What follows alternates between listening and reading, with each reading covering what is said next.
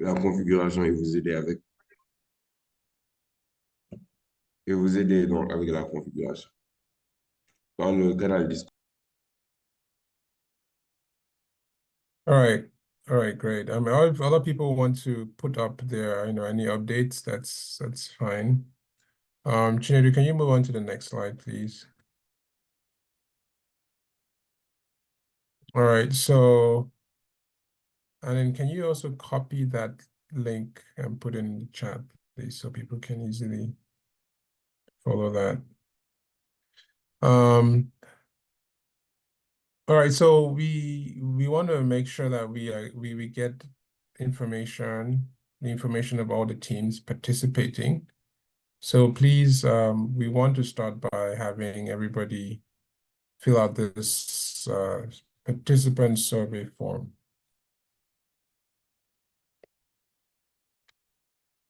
Donc, on voudrait avoir donc, quelles informations par rapport aux équipes qui vont participer. Et ce serait bien si vous pouviez donc remplir ce formulaire donc, euh, de participation.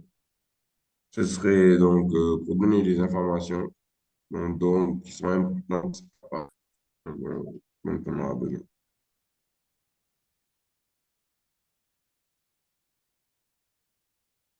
So please let it out. It should take not more than 5 minutes.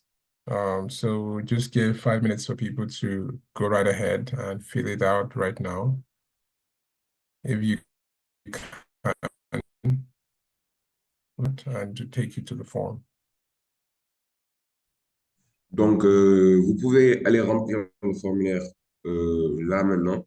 Donc, ça ne devrait pas vous prendre plus de 5 minutes. Donc, vous pouvez juste aller directement dans le chat où il y a le link, où il y a déjà le lien dans le chat. Donc, vous cliquez sur le lien dans le chat, vous remplissez le formulaire. Ça ne devrait pas vous prendre plus de 5 minutes. Si c'est possible, vous pouvez le faire là maintenant, donc juste avant qu'on commence. All right, excellent. So while while you are filling out the form, let me see, there's a question in the chat. I will try to respond to some question in the chat, and then also I will introduce our facilitator for today.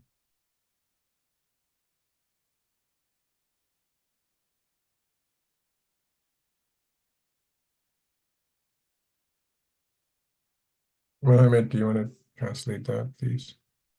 Alors, donc, là, nous allons répondre donc, à certaines questions qu'ils ont écrites dans le chat, qui ont été écrites dans le chat. Donc, en attendant, vous pouvez repartir sur le lien qu'on a envoyé dans le chat et remplir le formulaire. All right, so this question is from Elvis about minimum requirement specifications for PC. So I believe we have that on the documentation page. So let me see if I can find the link.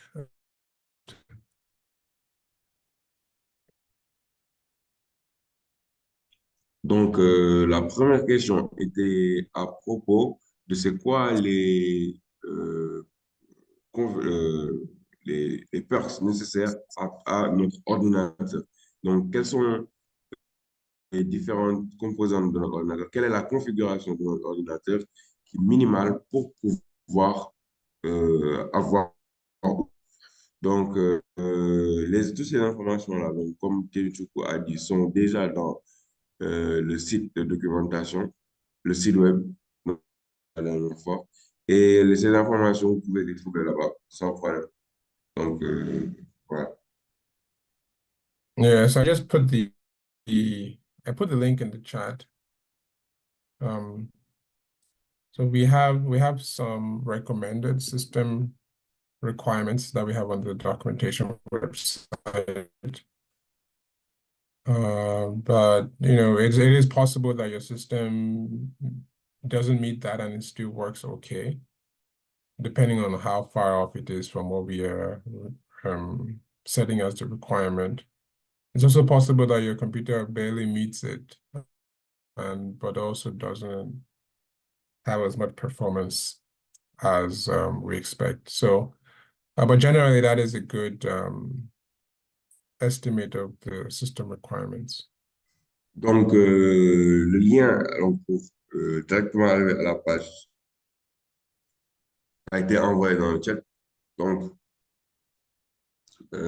si vous avez un ordinateur qui est proche des configurations système qui ont été données dans le chat, votre ordinateur va pouvoir run Ubuntu sans problème. Et ce sera plus ou moins plus efficace en fonction de à quel point vous êtes proche ou loin de cette configuration-là donc, qui a été donnée dans le lien.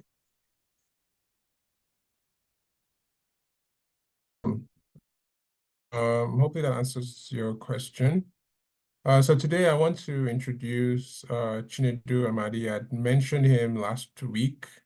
So he has been working with the PARC team and developing the competition for Engineers League this year.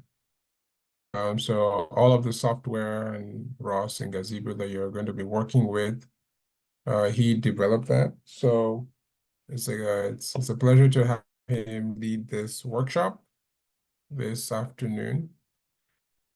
And I will be in the background and maybe a few times if needed, but primarily Chinedu will lead this workshop. And I think it's recorded already, so you'll be able to get access to the recording as well as we usually do on the website. All right, so yeah, Chinedu, Mohammed, you can, sorry, go ahead and translate that. Donc, aujourd'hui, nous allons présenter donc, Chinedu qui va mener ce workshop-là, qui va mener cet atelier. Donc, en tout ce qui s'agit des logiciels que vous utilisez, c'est-à-dire ROS, etc., donc c'est lui qui les a développés. Et donc, c'est lui qui va mener l'atelier aujourd'hui. Donc, voilà, donc Kenechukwu sera donc, à l'arrière, et donc peut-être il va intervenir de temps en temps. Mais principalement, ce sera donc Chinedu qui va faire l'atelier, donc, qui sera en charge de l'atelier.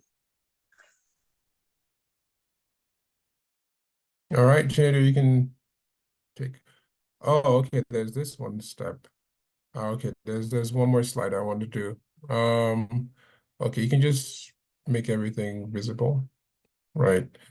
So this is just a quick timeline, just to see what we have planned. There are a few things that are potentially still in plan, that is not showing here. But today we have the workshop, Intro to Robotics. Donc, voilà une petite timeline donc, qui montre les différentes étapes de la compétition. Et donc, aujourd'hui, donc voilà celle plutôt de la phase 1 de la compétition. Et donc, aujourd'hui, ce sera l'introduction à la robotique, donc, où nous allons vous introduire donc, à certains aspects de la robotique. Et donc, c'est aujourd'hui, donc, le 20 avril. Et voilà. Yeah, and in 2 weeks, that's 2 Saturdays from today, on May 4, we will have a workshop on computer vision. Et donc, dans 2 semaines, c'est-à-dire dans 2 samedis de cela, nous aurons donc un atelier à propos de la vision des ordinateurs. Et donc, ce sera dans 2 semaines, le 4 mai. Yep, and we might have 1 or 2 more workshops between May 4 and June when the phase 1 ends, but we'll communicate that with you if we organize any of those. We'll probably have maybe one or two more extra workshops in between. Donc, nous aurons aussi très certainement, peut-être, possiblement, deux autres ateliers qui vont se passer entre le 4 mai et le 12 juin. Donc, nous essaierons d'en avoir un ou deux entre-temps. Donc, on verra ensuite dans le futur est-ce que finalement ça pourra se faire. C'est le 12 juin que se terminera donc, la phase 1. Donc, avant d'avoir un à deux ateliers avant cela. Right. Anything else? Chinedu, what's on the next slide? All right. So Chinedu, you take over from here. All right, thanks, Kenny. Welcome everyone to the Intro to Robotics workshop. Chinedu and I'll be facilitating this workshop. Hopefully you get some value from it, and if you have any questions at any point, I'll try to look through the chats, and maybe you can also stop me from moving too fast. There's something that needs to be clarified. One thing I would just want a quick thing, Chinedu, let's say control tab for Zoom is sort of showing up on the display. You get what I mean? Like where you have the mute, stop, video, those things. Yeah, that's showing up on the screen. Is it possible to sort of move it out of the shared screen? Yeah. Great, thank you. All right, so I wasn't sure if it's coming on or not. Oh, Mohammed, I don't know if you can translate that, or should I repeat myself? Yeah, I should translate it. Okay, so c'est Tienedou donc, qui s'est introduit et donc il vous dit bienvenue à tous qui sont venus aujourd'hui donc, pour l'introduction à la robotique qui sera donc, l'atelier d'aujourd'hui. Et c'est Tienedou qui va mener cet atelier-là et il espère donc que vous allez avoir quelque chose, vous allez retenir quelque chose de cet atelier-là donc, qui vous sera utile pour la compétition ou bien pour dans la robotique en général. Okay, thank you. All right, so this is what we're going to go over today. We're going to define what a robot is, give some examples of robots, and core components of robotics.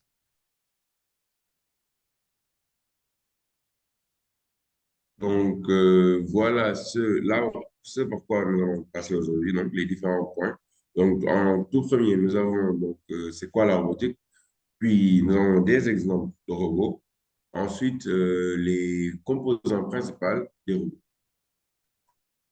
Okay, we're also going to go over the PARC ARG robots, talk about the different sensors, have a basic overview of ROS and its concepts, and we're hopefully going to finish up with an example of how to implement ROS with some live coding. Donc, ensuite, donc, nous aurons donc une section du robot PARC ARC Robot, donc, où nous allons avoir une petite introduction des différents capteurs qui y sont introduits. Ensuite, nous aurons une petite présentation donc, sur ROS et des concepts basiques hein, et un peu de code, ainsi qu'un exemple donc, à la fin. All right, so before we start, I wanted to ask this question to everyone here. What do you think a robot is? So you can put it in the chat, or you can turn on your mic to let me know. Like when you hear robot, like what's the first thing that comes to mind? How you define it? Donc, tout d'abord, avant de commencer, nous allons poser une question à tous qui sont présents ici. Donc, la question c'est, qu'est-ce qu'un robot? Donc, lorsque vous entendez le mot robot, donc, qu'est-ce qui vous vient à l'esprit? Vous pouvez écrire la réponse soit dans le chat, ou bien vous pouvez activer votre micro pour répondre à la question.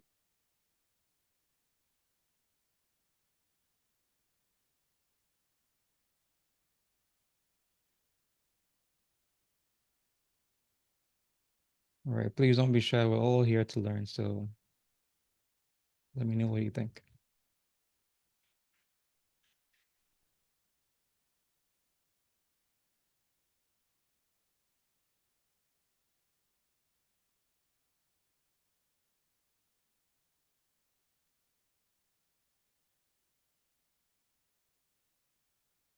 Donc, ne soyez pas timide. Donc, vous pouvez répondre donc, dans le chat, bien activer le micro vocalement et nous laisser savoir ce que vous pensez.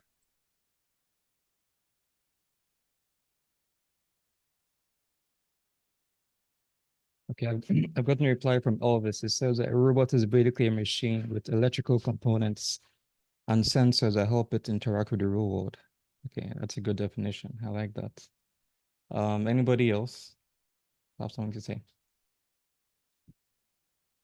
Donc, nous avons Elvis donc, qui a répondu à la question en disant qu'un robot, c'est donc une machine qui a des composants électroniques et des capteurs qui lui permettent d'interagir avec le monde réel.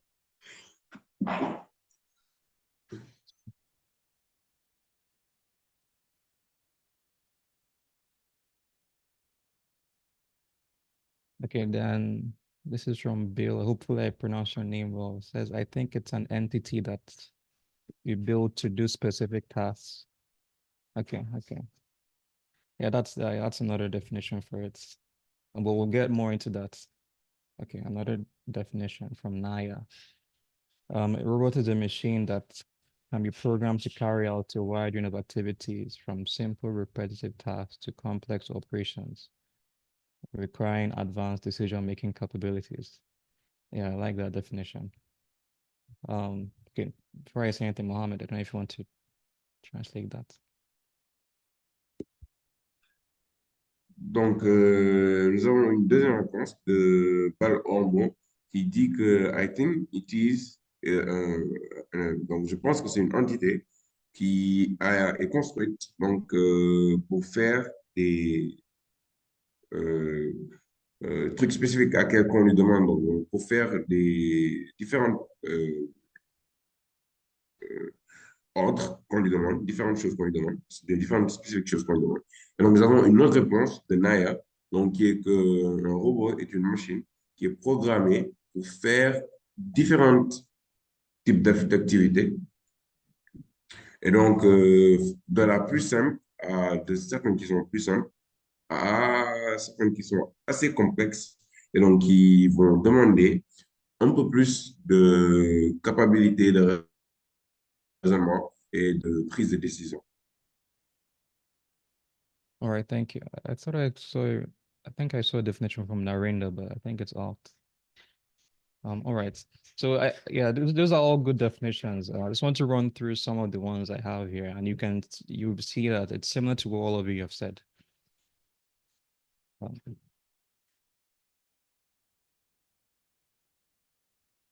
Donc, nous avons donc ici donc, une définition et avec nous, donc, dans le slide, vous la verrez prochainement. Et c'est très similaire à toutes les définitions que vous avez. All right, so let me go through some of them. So this is a definition from a dictionary. So it says a robot is a machine that resembles a living creature in being able of moving independently as by walking or rolling on wheels and performing complex actions such as grasping and moving objects. Donc, nous avons une première définition donc, qui vient du dictionnaire. Et donc, elle dit donc, un robot est une machine qui ressemble à une créature vivante et qui est donc capable de bouger indépendamment et de performer des actions complexes, comme par exemple attraper quelque chose, des objets qui sont en mouvement. Et donc, un exemple donc, de le fait qu'il puisse bouger indépendamment est par exemple en marchant ou en roulant sur des roues. Okay, so another definition here is, I think it's from IEEE, that defines robots as an autonomous machine capable of sensing its environment, carrying out computations to make decisions, and performing actions in the real world.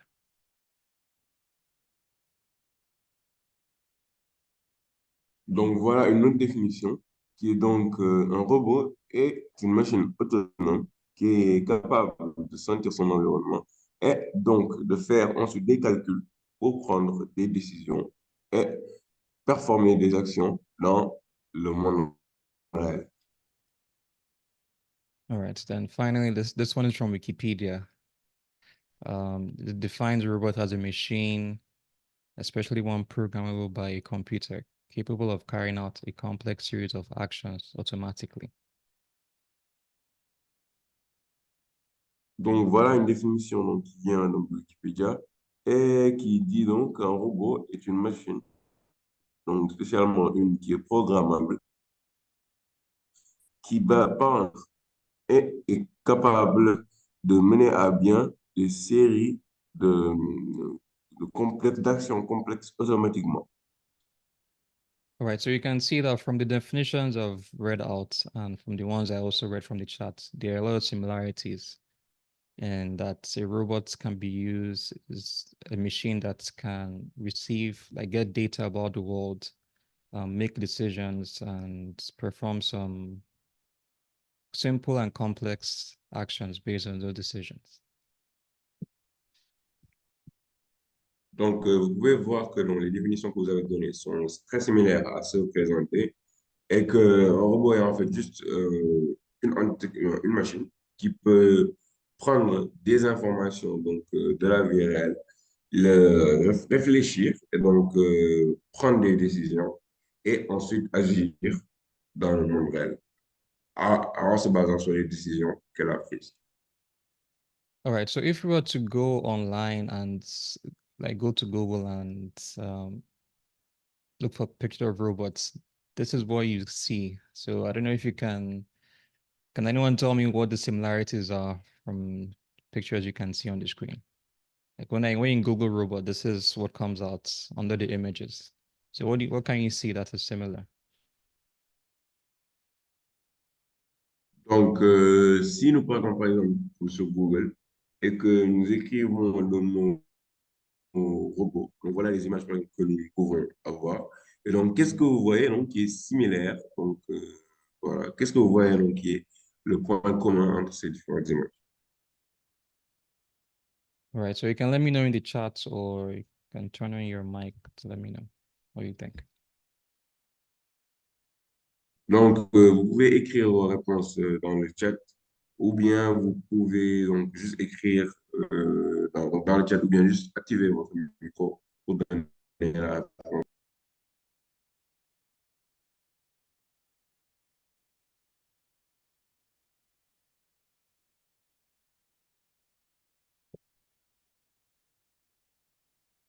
Okay, I got a responses from Peli Manana. Please let me know if okay. It says that it's too much humanoid robot form. Yes. And Elvis says the same thing, that's human-like features. Donc, nous avons deux réponses dans le chat. Donc, la première qui dit que c'est trop de forme humanoïde et la deuxième donc, qui dit ça, donc, ils ont certaines caractéristiques propres aux humains. Donc, ils ont des caractéristiques qui ressemblent à celles des humains. All right, so yeah, so this is what comes up when you Google robots, but I'm going to show you some videos so you can see that robots can take much different forms. They don't all have to be humanoids. Donc, voilà certaines images qui viennent donc, à propos des robots. Mais nous allons donc vous montrer certaines vidéos qui vont vous montrer que en fait, les robots ne sont pas forcément tous comme des humains, mais peut-être d'autres formes.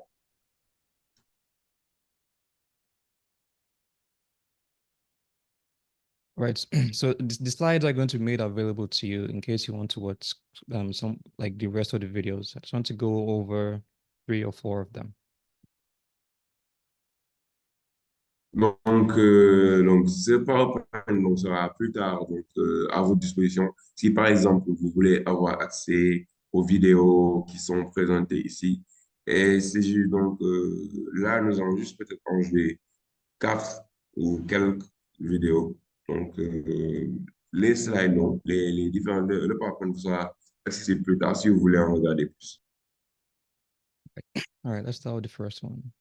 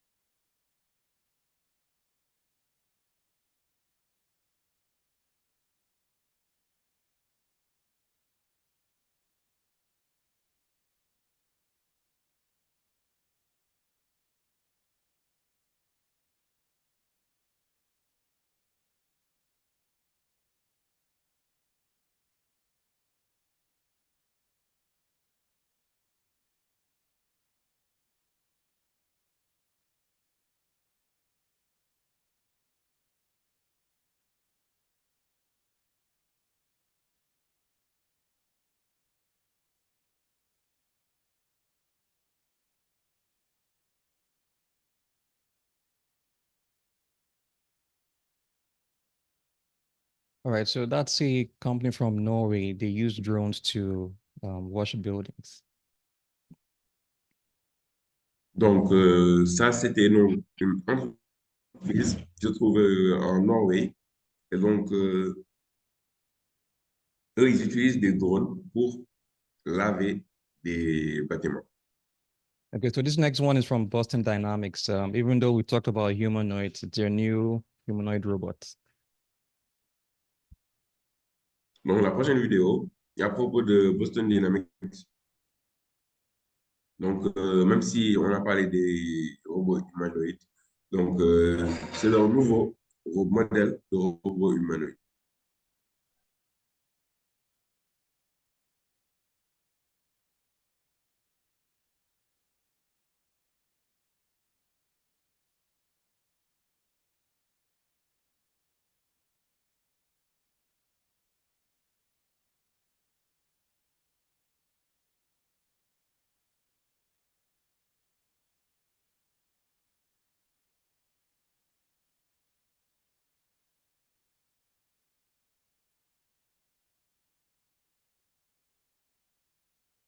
Okay.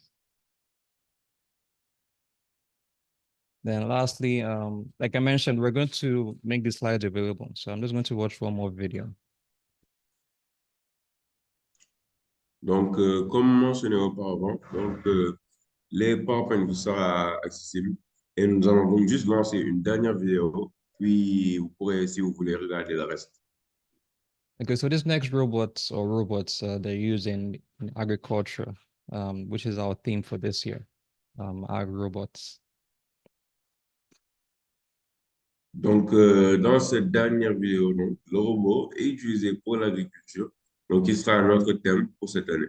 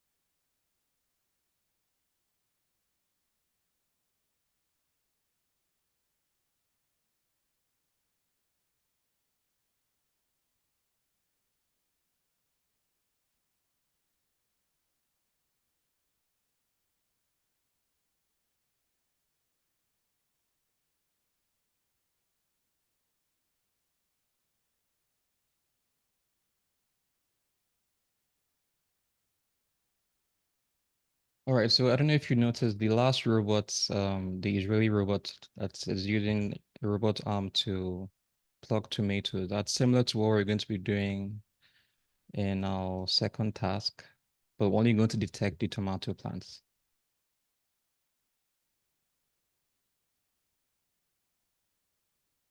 Donc, vous pouvez donc remarquer donc, dans la vidéo le robot qui a été utilisé pour détecter. Donc, c'est quelque chose de similaire que vous aurez à faire dans la deuxième partie de la deuxième phase de la compétition.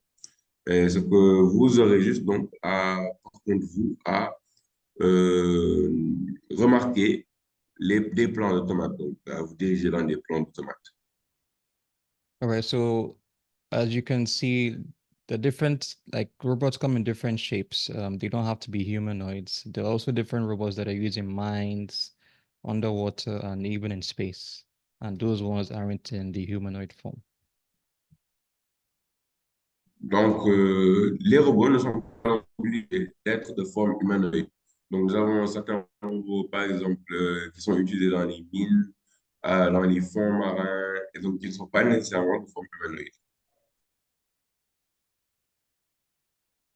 Oops.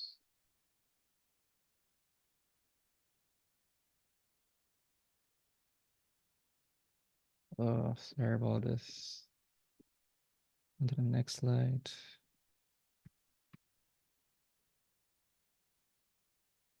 All right. Okay. So at the core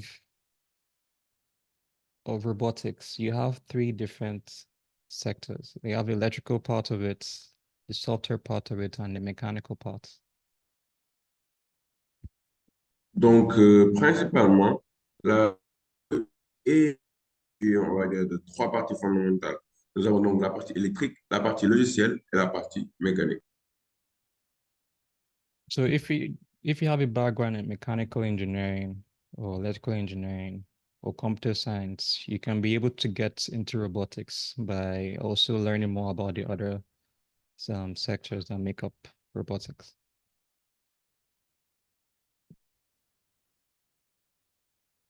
Donc, si vous avez déjà peut-être de l'expérience en mécanique, en électrique ou en informatique, donc vous aurez très certainement, vous pourrez donc vous lancer dans la robotique et vous pourrez acquérir en même temps des connaissances dans les deux autres principales composantes de la robotique.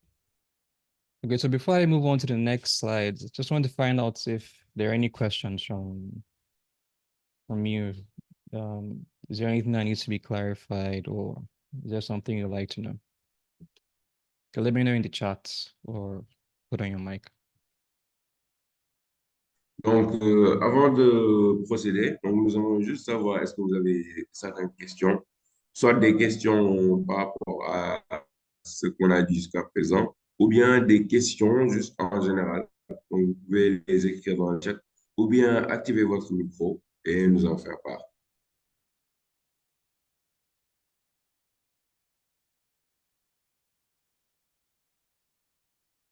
Well, let me just give it a few seconds to see.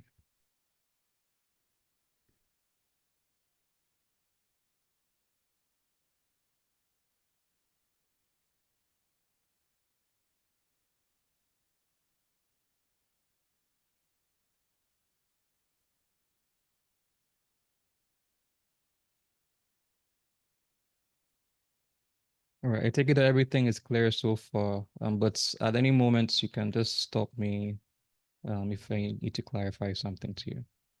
Yeah. Donc, nous supposons donc que tout est clair jusqu'à présent. Et si vous avez une question à n'importe quel moment, vous pouvez juste activer votre micro dans le chat et la poser. Vous pouvez activer votre micro ou bien écrire dans le chat et la poser votre question.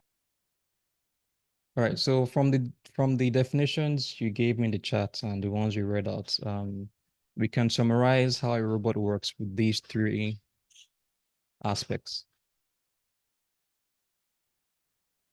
Donc, en se basant sur les différentes réponses que vous avez données à propos de c'est quoi un robot, nous pouvons résumer un robot en trois aspects principaux. Okay, so the first thing here is it's sensing. So this is the robot getting information about the world using sensors?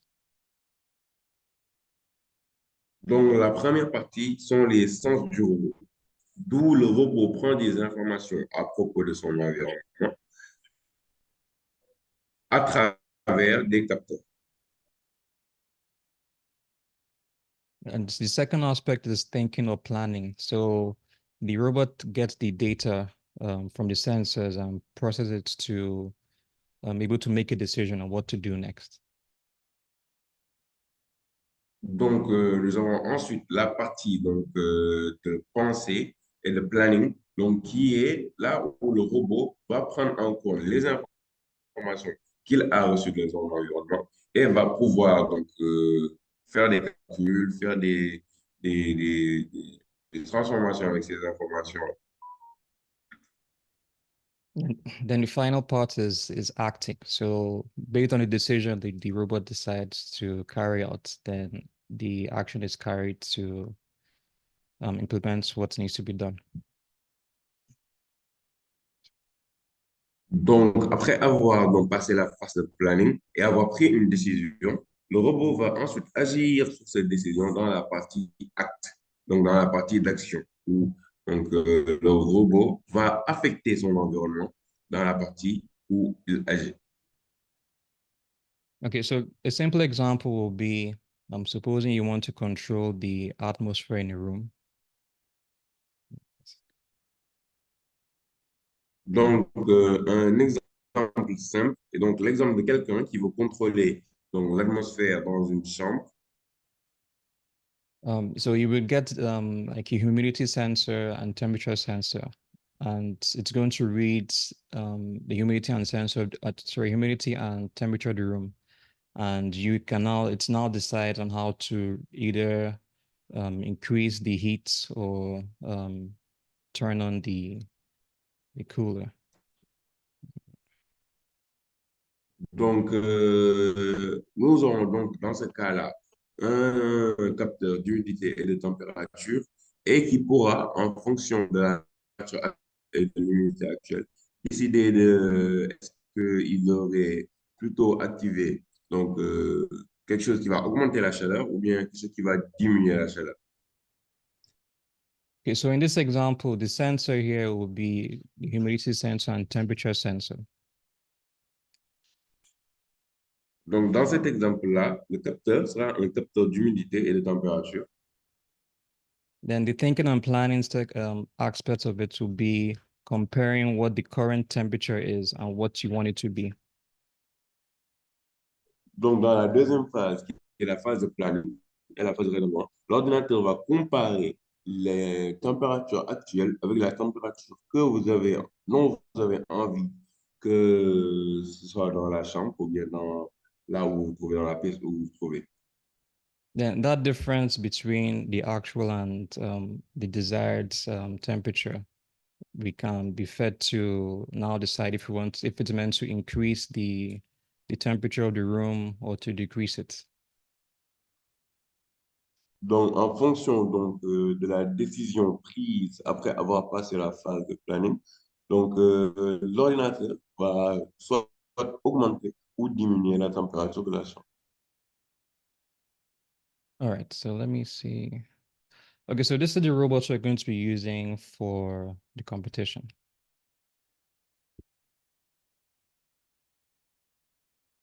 Donc, voici le robot qui sera utilisé pour la compétition. So if you were here last year, you can see that it's a bit similar to what you used last year. We just changed the position of the cameras. Donc, si vous étiez là l'année dernière, vous pouvez voir que c'est très similaire à ceux que vous aviez utilisés l'année dernière. La seule différence, c'est que nous avons changé le positionnement des caméras. Okay, so let's go over the different sensors used on the robots. Donc, nous allons maintenant aller à travers les différents capteurs qui sont dans le robot. Okay, so the first sensor is the YD LiDAR. This is used to detect obstacles or to map its surrounding. Donc, le premier capteur est le capteur YD qui est utilisé donc pour cartographier les alentours, mais aussi pour mesurer les distances. So it's able to detect how far an object is by sending using the laser. It's able to it sends light, and that light is now reflected back to the sensor. Then the time it takes to get back to the sensor is used to determine how far the object is from the LiDAR sensor. Donc, similairement au capteur ultrason, le capteur YD donc, va envoyer des signaux lumineux à différents obstacles et le temps que le signal lumineux prendra pour revenir au capteur, donc sera utilisé pour déterminer la distance. So it's similar to how you have radar that uses radio waves and sonar that uses sound waves to determine if there's any object around and also to map its surrounding. Donc c'est similaire donc, au capteur ultrason et au capteur d'ondes radio, donc qui envoient juste des ondes radio ou des ultrasons et sont capables de déterminer la distance en fonction du temps pris pour l'onde de revenir. So the second sensor, these are cameras. We have two RGB cameras up top here. Donc, le deuxième capteur sont les caméras RGB. Donc, nous en avons deux qui sont donc au-dessus du robot. Then at the bottom here, we have the Z212i camera. That's the depth camera. Et donc, nous avons ensuite le Z2i caméra, donc, qui sera la caméra de profondeur. So for the second task, that's going to involve you detecting the amount of tomato fruits, you're going to use the RGB cameras on both sides to count the fruits on different tomato plants. Donc, dans la deuxième phase, qui vous demandera donc de compter le nombre de plantes qu'il y a pour déterminer le rendement, donc, vous allez utiliser les caméras RGB qui sont dans les deux côtés du robot et vous permettront de compter les différents plats de tomates. All right, so the other sensor we have is the GPS sensor. Donc, le dernier capteur est le capteur GPS. So with the GPS sensor, we're able to determine where the robot is by receiving data from satellites to be able to triangulate where the robot is on Earth. Donc, le GPS donc, vous permettra de recevoir des informations à partir des satellites, donc qui vous permettront de trianguler là où le robot se trouve sur la Terre. But since this state is in simulation, we're simulating the world, and the data we're going to receive from the GPS is in longitude and latitude. Donc, vu que c'est à l'échelle mondiale, donc les différentes informations que nous aurons du robot seront des informations de longitude et de latitude. But for task one, to be able to navigate the robot through the tomato fields, we provided a script that you're going to use to convert the longitude and latitude to Cartesian coordinates to accomplish the task. Mais pour la première phase, donc, nous vous donnerons donc, un script qui vous permettra de convertir les données de longitude et de latitude en données cartésiennes. Donc, pour vous permettre de plus facilement naviguer dans les plans de tomates. All right, so before we get into Ross, just want to ask again if everything is clear. Do you have any questions for me? Donc, avant de passer à Ross, donc, nous voudrions juste demander est-ce que vous aviez une question, quelques questions avant que l'on procède à la phase suivante.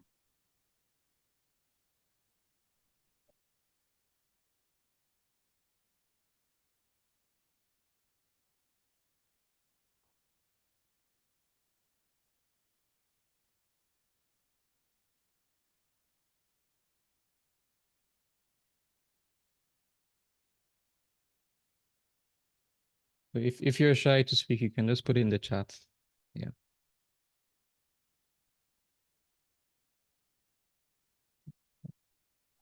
Donc, si peut-être vous ne pouvez pas vraiment parler, vous pouvez juste écrire la question dans le chat.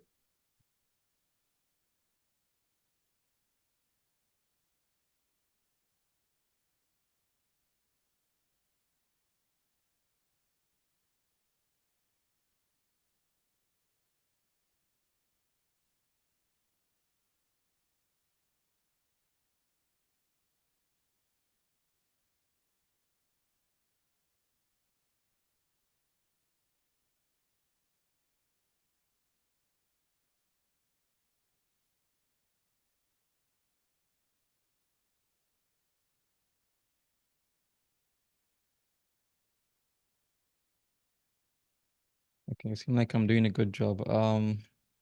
Let's move on to Ross. Okay, Donc, so nous allons maintenant passer à Ross. all right, so from the previous videos we watched about the different types of robots, you can see that the robots are made up of different parts and different sectors. Donc, à partir des parties donc, que nous avons vues auparavant, nous pouvons donc conclure, donc, nous savons donc maintenant que les robots sont composés de différentes parties, de différents secteurs. Now, some of these parts could be sensors to get information about its surrounding. Donc, la première donc, phase, donc le premier secteur, sont les capteurs qui permettent aux robots de pouvoir capturer des informations à partir de son environnement. And some other parts are actuators that impact the wall. This could be motors or wheels. Donc, pour les parties donc, qui affectent donc, son environnement, ça pourrait être donc, des moteurs donc, ou des roues. So these two parts, the sensor and actuators, they have to find a way to be able to communicate with each other. And this is where ROS comes in. Donc, ces différentes parties-là qui sont donc, les capteurs et les actionneurs, donc, qui sont donc, par exemple les moteurs ou les roues, ils doivent avoir un moyen de communiquer entre eux. Et voilà là où ROS vient se mettre en place. So the different aspects, the different ways of communication using ROS, we have nodes, topics, services. Donc, les différents aspects de la communication en utilisant ROS, nous avons donc les nœuds, donc les topics et les services. Okay. All right. So to explain what nodes are, trying to give an example. Okay, so one of the first ways of communicating in ROS is using nodes, where you have, okay, just update that. Mohammed, do you need me to repeat that? Yeah, could you repeat, please? Okay, so I was saying one of the first ways of communicating in ROS is using nodes. Bon. Donc, l'une des manières principales donc, de communiquer avec ROS est en utilisant les nœuds. So to give an example, supposing you have a part of a robot that wants to get information about the speed. Donc, supposons que vous vouliez une partie du robot donc, qui ait besoin d'informations à propos de la vitesse. Then there's another part of the robot that is able to provide that information. Et il y a une autre partie du robot donc, qui est capable de procurer cette information. So the first part, the first node is able to get that information by subscribing to it on a topic that publishes speed values. Donc, la seconde donc, est capable d'avoir accès à cette information à travers donc, un topic, ou bien à travers, je pense, c'est un sujet, donc, qui permet de publier ces informations-là.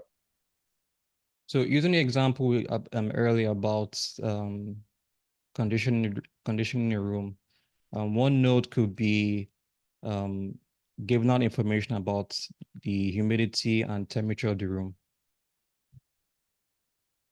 Donc, en prenant par exemple l'exemple qu'on a donné auparavant à propos de contrôler l'atmosphère dans une chambre. Donc, par exemple, le premier node, donc le premier node pourrait être ceux qui donnent l'information de la température et de l'humidité, et elle permet de la publier. And the other node that gets that information can be able to decide on what to do with that humidity and temperature data. Maybe with that information, it's able to increase the temperature of the room or decrease it. Donc, node sera celui qui pourra accéder donc, à cette information et pourra ensuite décider de est-ce qu'il doit augmenter ou diminuer. So another example of nodes could be like you can set nodes for cameras. So in this case, the information is going to be sent out to be images from the camera. On peut aussi avoir comme exemple, donc là où l'un des nœuds donc, sera l'un des informations sont envoyées à travers une caméra. Donc la caméra pourra prendre des images donc, et envoyer les informations à l'autre nœud à travers le topic. Donc, dans ce cas-là, donc, ce ne sera plus des informations de température et d'humidité, mais des images. So another node can get that information of the camera images and use it to maybe do some image processing and maybe to determine how far an object is, if it's a depth camera, for example. Donc, le second nœud donc, pourra utiliser les informations d'images reçues par le premier pour pouvoir donc déterminer à quelle distance se trouve un objet, ou bien pouvoir reconnaître des objets, etc.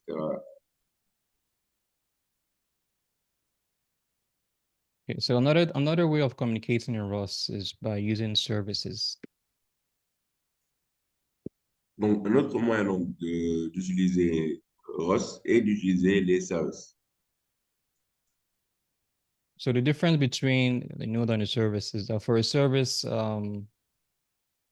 you make a request for something to be done and you receive a response almost immediately. Donc, la différence entre en utilisant dans l'information, en utilisant donc, le topic donc, et en utilisant les services, donc, et que là, dans ce cas-là, nous avons un client et un serveur, et le client va demander donc, des informations au serveur qui pourra lui envoyer presque automatiquement. So in the case of a service, you can maybe, supposing you want to maybe calibrate a sensor, you send a command to calibrate the sensor, to request the calibration to be done. Then once the calibration is done, you get a response back that it has been completed.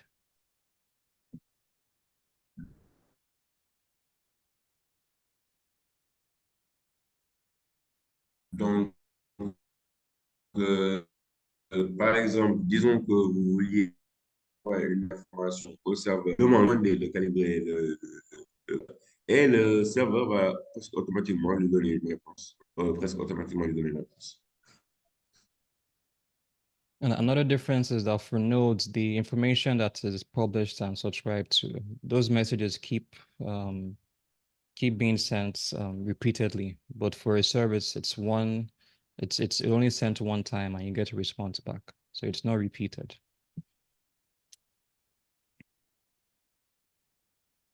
Donc, une autre différence en utilisant le topic et les nœuds, donc par rapport à en utilisant le service, c'est plutôt que dans le premier, donc dans le topic LE1, donc l'information est continuellement envoyée. Mais en utilisant le service, donc c'est une seule fois que l'information est envoyée et c'est à chaque fois que le client le demande. Et donc, lorsque le client le demande, le message la réponse est renvoyée. Donc, d'abord, la demande est envoyée au serveur, puis le serveur envoie une réponse au client. So an example of this is supposing you want to move your robot from one point to another. You need to be able to know at each second or less than a second how far it is from that goal. So in that case, you're going to use a node. Donc, disons que vous vouliez que votre robot il sache donc, où se trouve la prochaine plante donc, pour faire. Il va falloir qu'à chaque instant, vous sachiez la position de votre robot. Donc, dans ce cas-là, il va falloir que vous utilisiez les bleus, donc, qui envoient continuellement des informations. Okay, so there's a lot of information here, but there's some documentation from Ross too, and also some of them made available by us if you want to know more about this. Donc, il y a beaucoup donc, de documentation à propos de cela, donc, qui sera bien sûr à votre disposition si vous voulez donc, en connaître un peu plus à propos de cela. All right, so I'm just asking one more time. Is everything still clear to you? Do you have any questions? Donc, est-ce que tout est clair jusqu'à présent? Est-ce que vous avez une question? Est-ce que quelqu'un a une question? Vous pouvez la mettre dans le chat, mais activer votre micro pour la poser.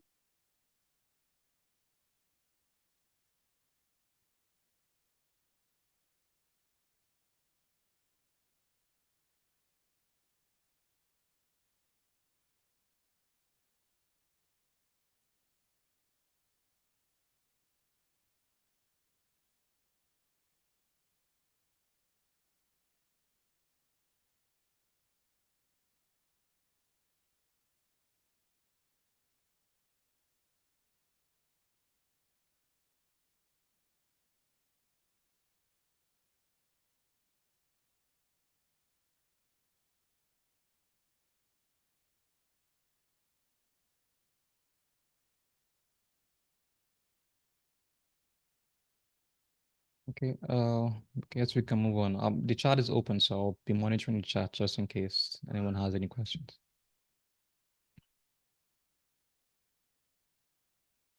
Ok, donc, si vous avez une quelconque question, vous pouvez juste la mettre dans le chat. Le chat est ouvert. Uh, well,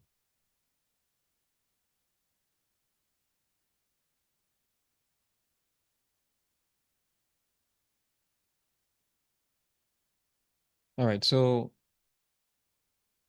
this should have been in front. Okay. Okay, so what I want us to be able to do later today is to control our robot to move a certain distance in a tomato field and stop after a certain distance has been covered. Donc, l'une des choses donc, que nous allons faire aujourd'hui, donc plus tard, est de programmer un qu'on puisse faire dans la plantation et de s'arrêter. So let me see if I can open this up. Okay, so this is what I want us to be able to do today. It's part of my drawing. So these green things these are the tomato plants, and this is the robot here. So I want us to be able to move the robot all the way here, just before it stops, just before it hits the tomato plants. So with the description of the sensors we have on the robot, what do you think we can use to be able to achieve this? Like to be able to move the robot from where it is, from the start position to somewhere here. Let's say it's 6 meters away. What sensors do you think we would need to be able to achieve this? Donc, ce dont nous avions besoin, donc nous aimerions faire, est de programmer le robot qu'il puisse donc, se déplacer de la position où il est à 6 mètres devant, juste avant d'atteindre les plants de tomates. Donc, toutes les choses qui ont été dessinées en vert sont des plants de tomates. Donc, nous allons juste faire déplacer ici, là, donc ce robot de cette position à cette position-là. Okay, so I'm looking at the chats and I don't know if it's Bali or Bill. It's bothering me. It said we can use YD LiDAR and GPS. Yeah, I don't know if could you elaborate on how that can be done? What do you think? How are you going to use them together? But yeah, that's a good idea. But I want you to go more in detail. So does anyone else have any ideas on how we can do that? Donc, il a donc posé une question par rapport à comment est-ce que vous pensez que nous devrions faire ça. Donc, là, quelqu'un a donné une réponse et il a dit qu'on peut utiliser Wildlider ou bien un GPS, plutôt le GPS, donc pour pouvoir faire bouger ce robot-là. Et donc, si vous avez une idée de comment est-ce que cela pourrait se faire déplacer le robot de sa position actuelle à 6 mètres devant peut-être, donc juste devant la plantation, vous pouvez écrire votre réponse dans le chat ou bien vous pouvez juste activer votre micro pour pouvoir répondre.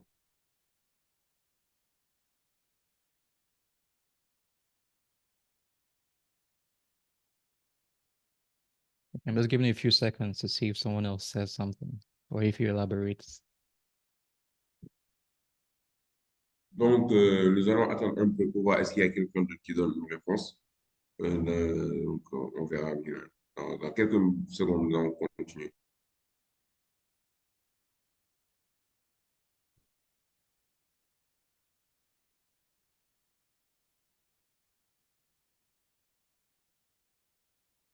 Okay, so I've gotten some responses. So he elaborated saying that we use the GPS to determine the distance we have done and continually check if there's an obstacle with the LiDAR.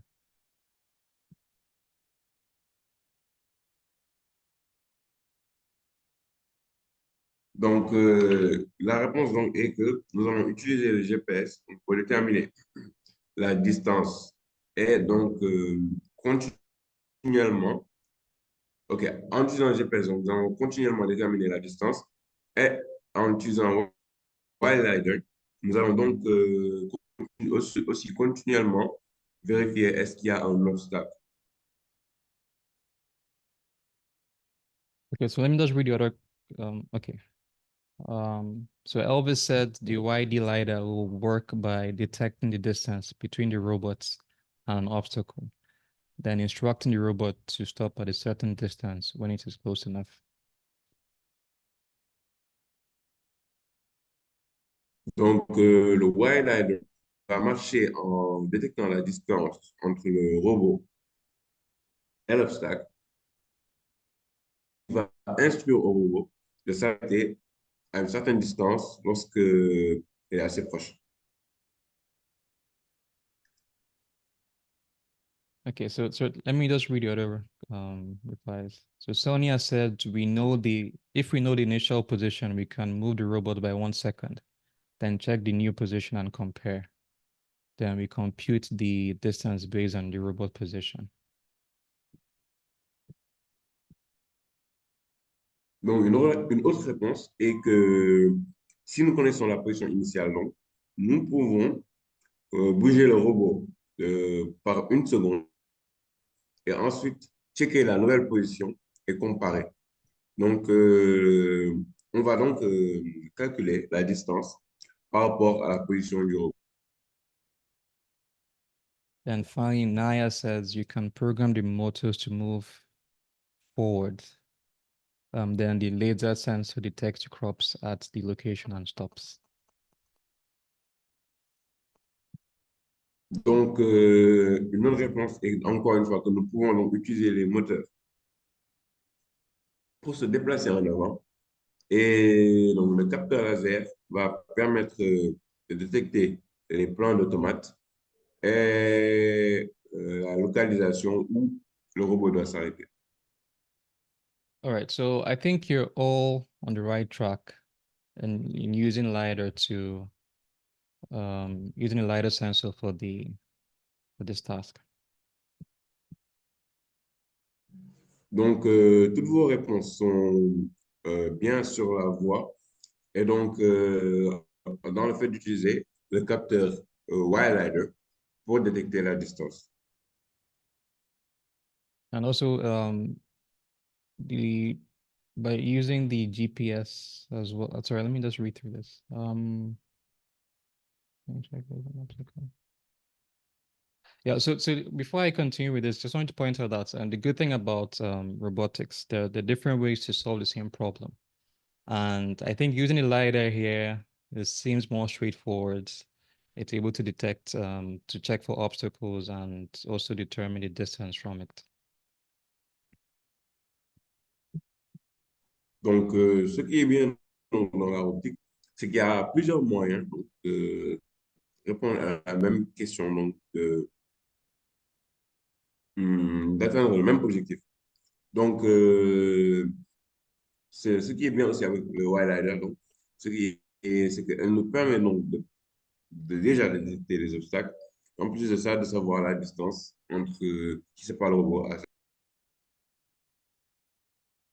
So using a LiDAR would have been ideal, but in this situation here, it can get a bit confused with having all these different plants around to determine exactly where it is, because of the different reflections of it.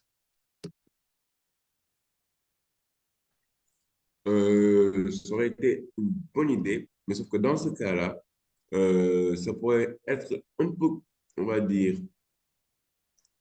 euh, confus.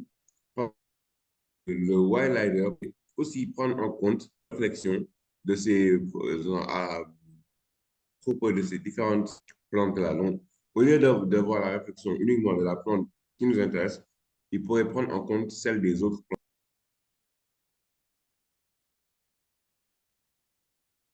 So supposing we had, instead of having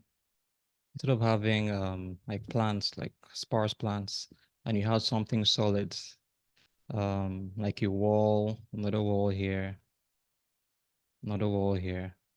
This would have been much easier for the LiDAR to be used to move the robot to like 6 meters ahead. Imaginons par exemple que nous avions un mur peut-être de chaque côté. Donc, ce sera peut-être à ce moment-là plus facile d'utiliser le LiDAR. So I'm not saying it's impossible, but it's going to be more difficult trying to get the information from the LiDAR. So with the assumption, oh, sorry, continue.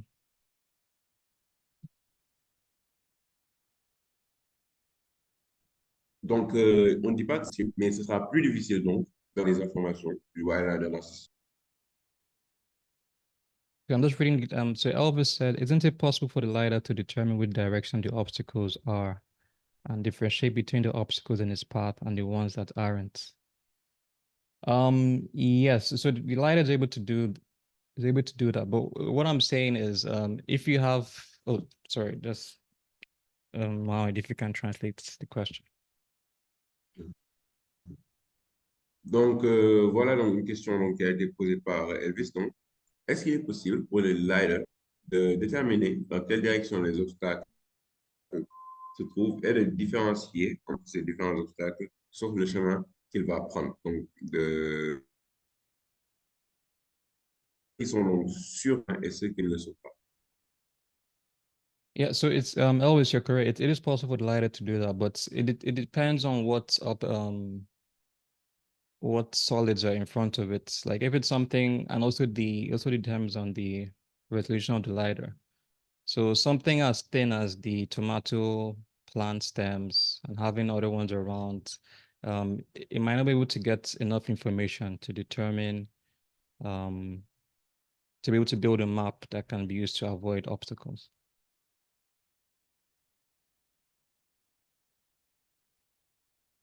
Donc, il dit pas que c'est impossible, oui, mais ce serait possible, mais ce serait très difficile. Et dans ce cas-là, donc, ce serait un peu difficile donc de, euh, avec donc différents. Like, could you repeat what Okay, you okay. just said, please? Okay, so what I said was so it is possible for the LiDAR to detect obstacles, but if you have what we have, like if you have this field where you have tomato plants that are spaced away, space apart, that have like a thin stem, it's a bit difficult for the LiDAR to get information about where. Okay, just let me not go too far. Then if you heard me. Donc, dans ce positionnement-là, donc, ce sera un peu difficile donc, pour le wildlifer de pouvoir déterminer exactement là où se trouvent les plantes, avec comment elles sont espacées et comment elles sont positionnées.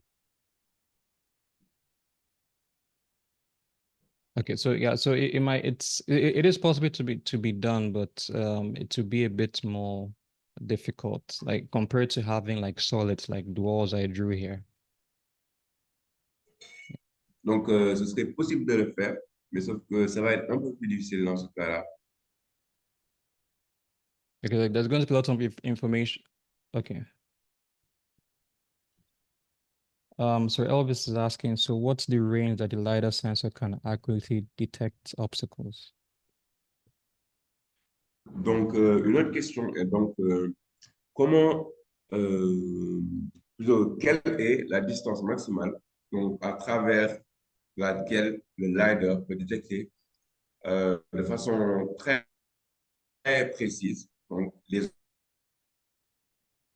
Okay, so to answer Elvis, so it depends on the sensor you use. Like the RP light, not this one. There's one they call the RP light. It's about 12 meters. So the problem I'm trying to explain is because the LiDAR works by sending lasers and to obstacles or things around it, then they bounce back, and from that is able to determine how far they are.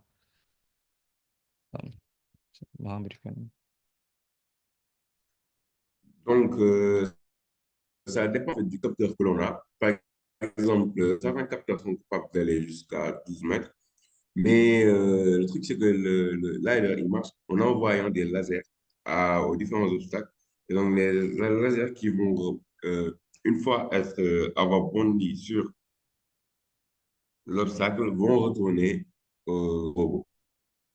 Okay, so using tomato plants as an example, it might be a bit difficult to get exact measurements because you can also consider the wind and also how dispersed some of those laser signals can be deflected.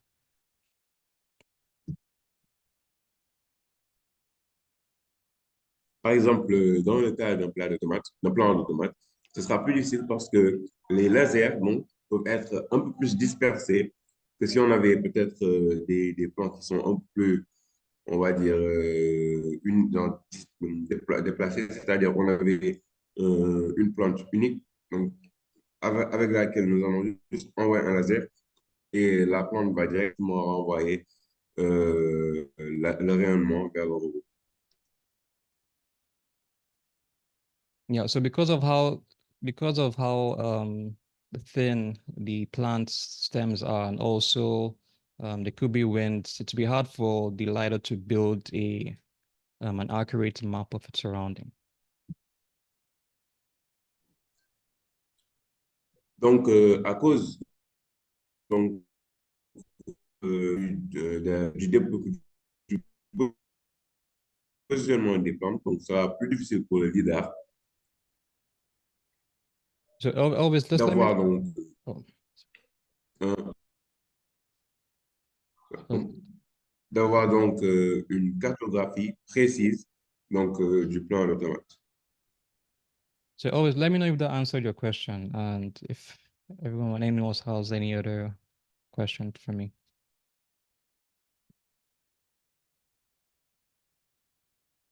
Donc, si quelqu'un d'autre donc, a une question, donc, vous pouvez la poser donc, dans le chat.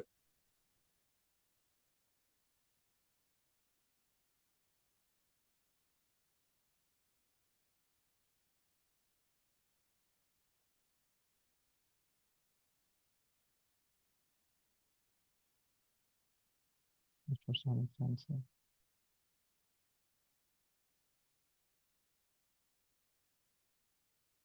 Okay, he's asking, yes, it did. However, why is the LiDAR sensor better than an ultrasonic sensor? Donc, nous avons une autre question qui demande donc, pourquoi est-ce que le LiDAR il est mieux que le capteur ultrason? I'm not particularly sure why. Well, I would say maybe because it has more, LiDAR has more range and it's since you're using light, so it's faster to get data back. Donc, la réponse, c'est que le LiDAR, il a, on va dire, une distance maximale qui est plus grande. Donc, il peut aller plus loin. Et vu que c'est de la lumière, donc c'est plus rapide que le capteur ultrason. Yeah, so with like what Naya was saying, I think that's true. It's more precise and accurate. But we can still talk more about this later on. I just want to proceed with this.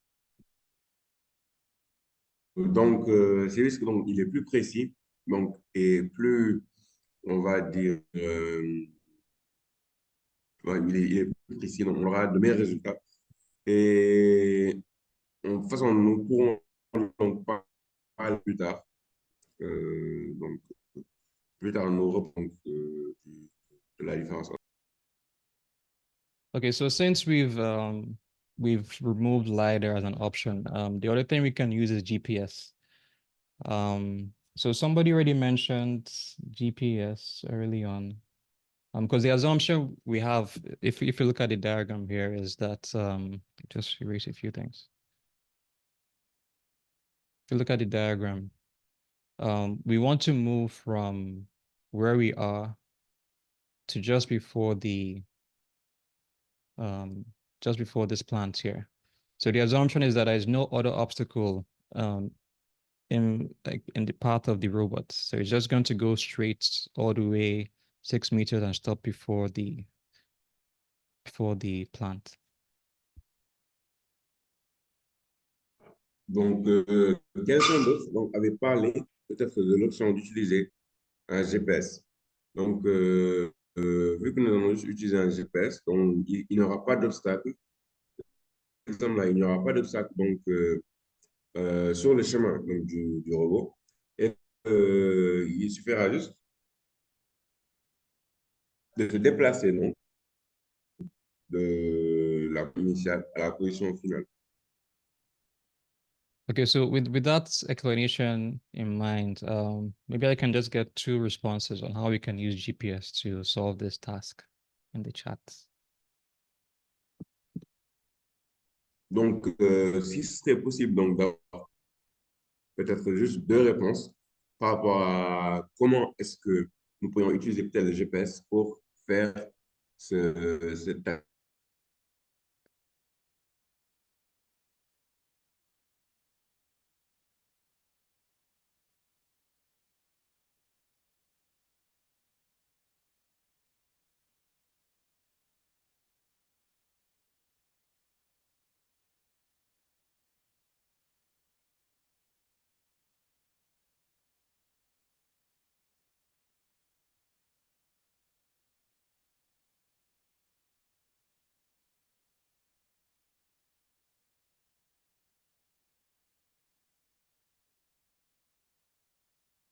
Well, let me just give it 30 more seconds, then okay.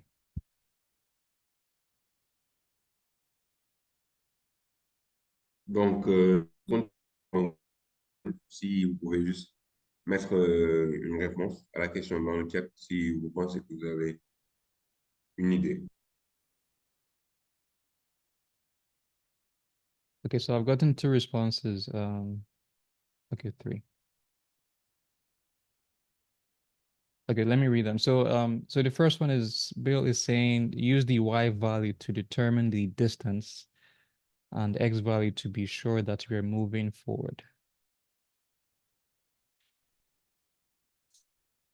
Donc, nous avons une première réponse qui dit que nous pourrions donc utiliser la valeur de y pour la distance et une valeur X pour être sûr que nous sommes en train de se déplacer à l'heure.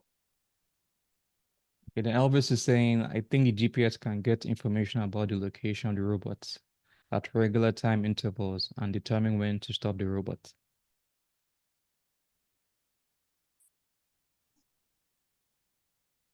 Donc, Elvis qui dit que qu'il pense que nous pouvons avoir donc des informations à propos de la localisation Okay, then à intervalles étant réguliers et aussi déterminer euh, le robot. right, and Naya is saying, I'm not really sure, but I would say that the crop location coordinates will be used as a goal location using GPS or something like that.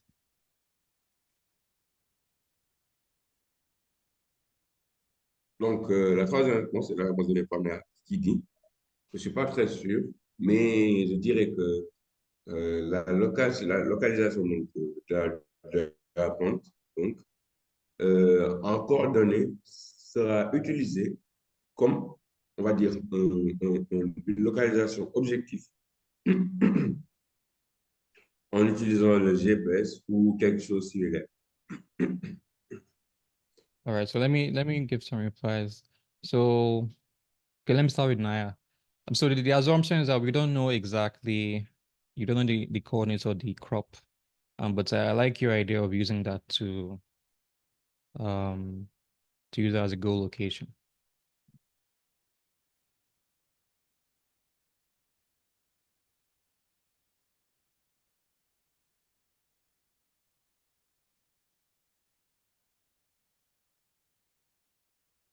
Mohammed, are you still there?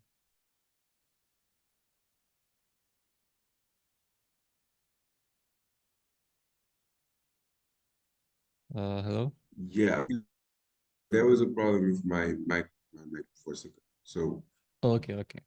Okay, so let me repeat so what I said was I was replying to okay. actually, I heard what you said. I can just say. Ok, so, donc, il répondait à la question de Naya. Et donc, il dit que ici, donc, nous allons supposer donc, nous ne connaissons pas en fait la distance entre le robot et la plante. Et donc, nous ne pouvons pas donc, utiliser des coordonnées précises comme peut-être des coordonnées objectives. Yeah, so nice. It's a good idea, like if it should be more precise. But that's assuming you know what the coordinates are.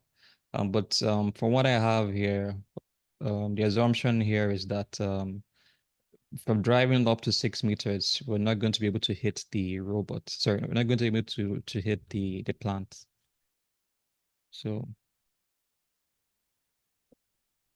Donc, ici, donc, euh, euh, sorry, could you repeat the sentence? okay, so what I said was so the assumption we have here is that if we drive up to 6 meters, we're not going to hit the plants. That's what I said. Donc, ici, la supposition donc, que nous faisons est que si nous roulons jusqu'à 6 mètres, nous ne serons pas en contact avec la plante. Donc, nous n'allons pas nous heurter à la plante. Then going to Bill. Bill says use the Y value to determine the distance. Okay, so he has the right idea. Because if this is the X, Y coordinate, and it's X coordinate. We can use the Y value to determine the distance. But it still doesn't. Okay, let me see. Use the Y value to determine the distance and X value to be sure that we're moving forward. Yeah, I don't think we need the X value because X is moving in this direction. So, and the robot is only moving forward. But yeah, we're going to use the Y value to determine the distance. Donc, par rapport à la question précédente, la réponse est que on peut bien bel et bien utiliser donc, les coordonnées Y donc, pour avoir la distance qui est pas par le robot. Mais ici, nous n'utilisons pas les coordonnées X, donc dans les coordonnées de X, les valeurs des coordonnées de X, car le robot ne se déplace pas dans cette direction. Il ne se déplace que dans la direction Y. Okay, so I think Elvis is more in line. I like his suggestion of using the GPS to get information about the location of the robot. Then at regular time intervals, determine when to stop the robot. Donc, il semble que c'était la réponse de Elvis donc, qui était la plus plausible. Donc, qui était que on va utiliser le GPS pour avoir des informations à propos de la localisation du robot et déterminer à intervalles réguliers quand arrêter le robot. Okay, so just to elaborate on that, so what we're going to elaborate on what Elvis said, what we're going to do is, so this is given to us. We have the start and the start X and Y position of the robot.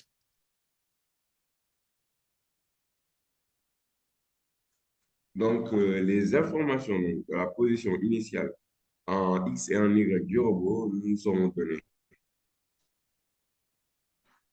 Then using, remember I mentioned that there's a script converts GPS to Cartesian.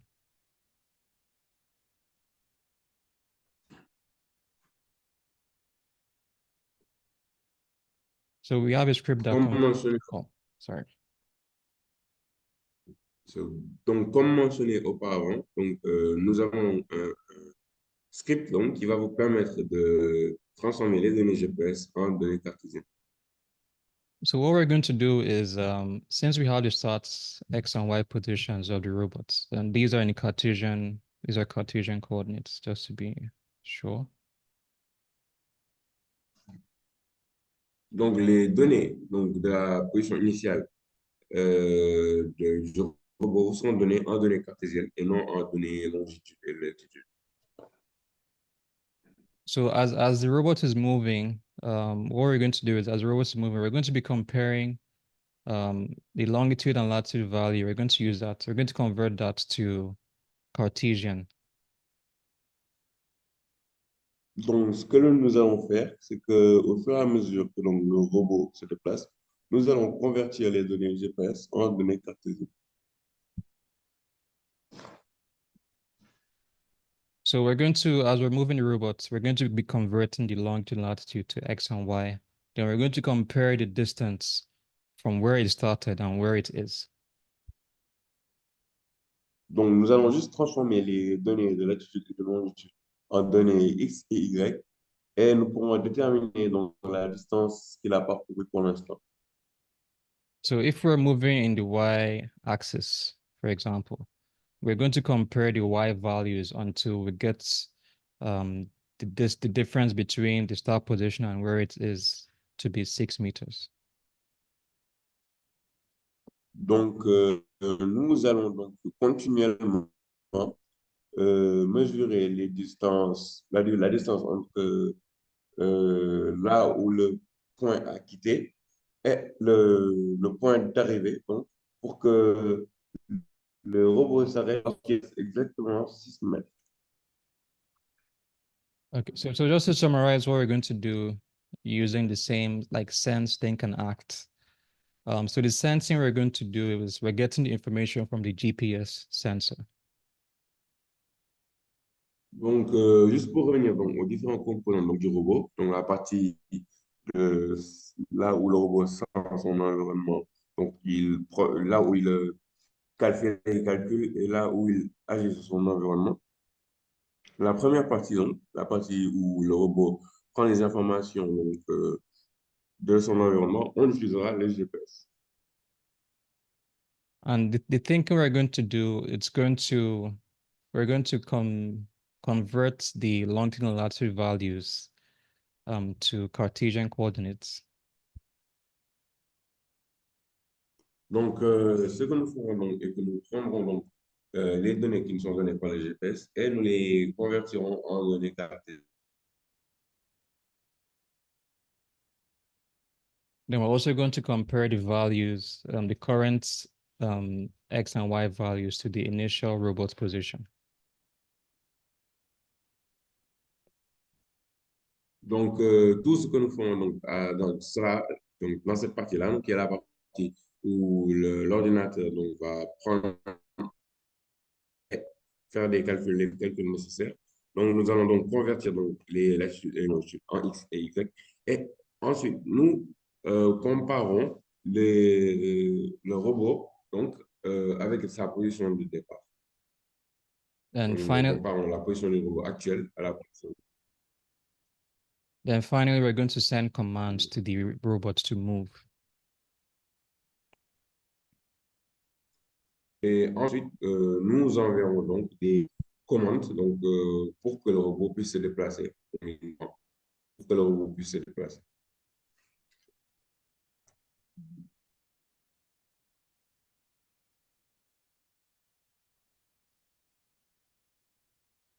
So I know I didn't write it in a loop form, but this happens in a loop. So it's going to go from here. It's going to come all the way to the top to get more data from the GPS sensor.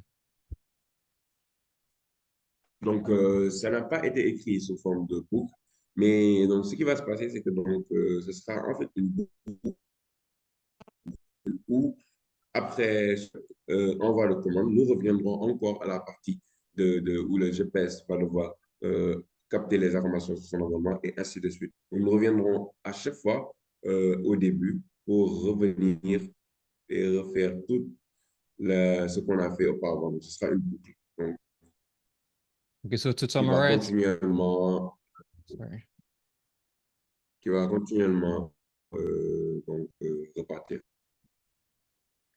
Okay, so to summarize, it's going to get data from the GPS sensor, convert it to X and Y, compare the X, so compare it with the start position on the robot, then send commands to move the robot until it has moved 6 meters from the start position.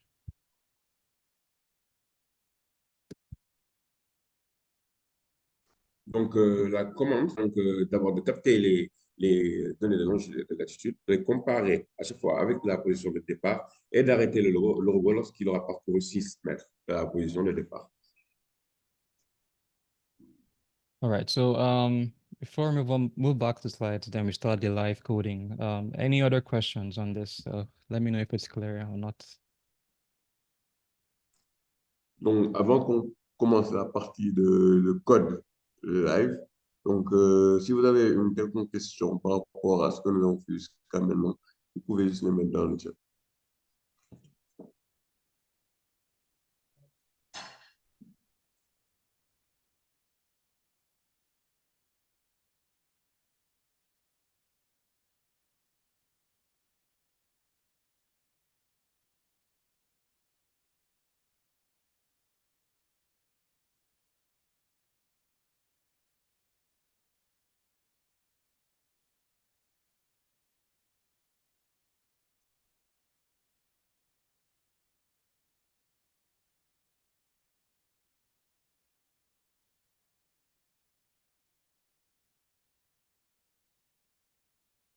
Okay, I'm going to assume everything is still clear, but I'll be checking the chats in case someone says anything.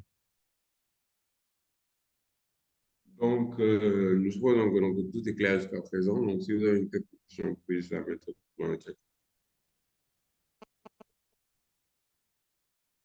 Okay, so from what I just explained now, we're going to get everything done in ROS, using ROS.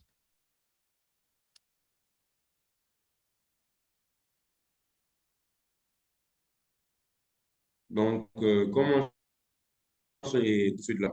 Auparavant, nous allons utiliser ROS pour faire toute cette partie du code.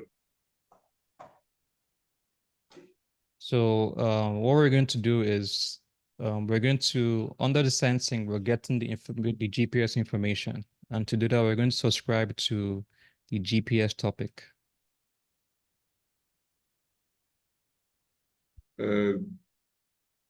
Sorry, could you repeat, please, that part? Okay, so what I said, so under sensing, we want to get data from the GPS sensor.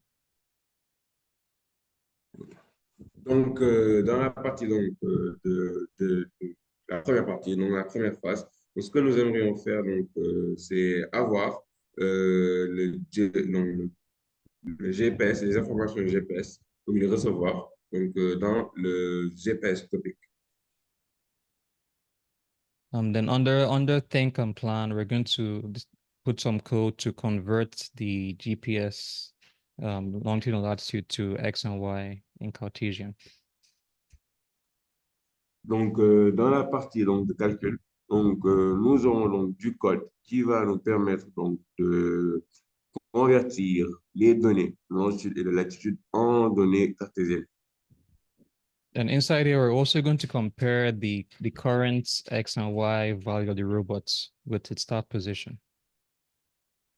Donc, dans la partie, donc, la même partie, donc, nous allons aussi comparer donc, les différentes positions du robot avec avec sa position de départ. So as long as we aren't within 6 meters, we're going to send a command.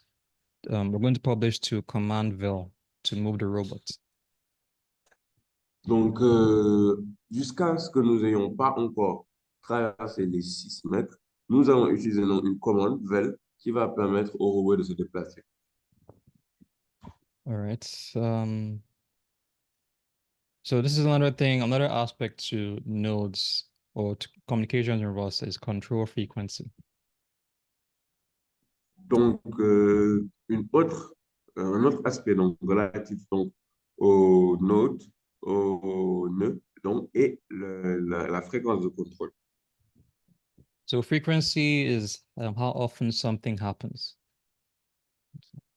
Donc, il s'agit donc de à quelle fréquence quelque chose se passe, donc à quelle vitesse quelque chose se passe.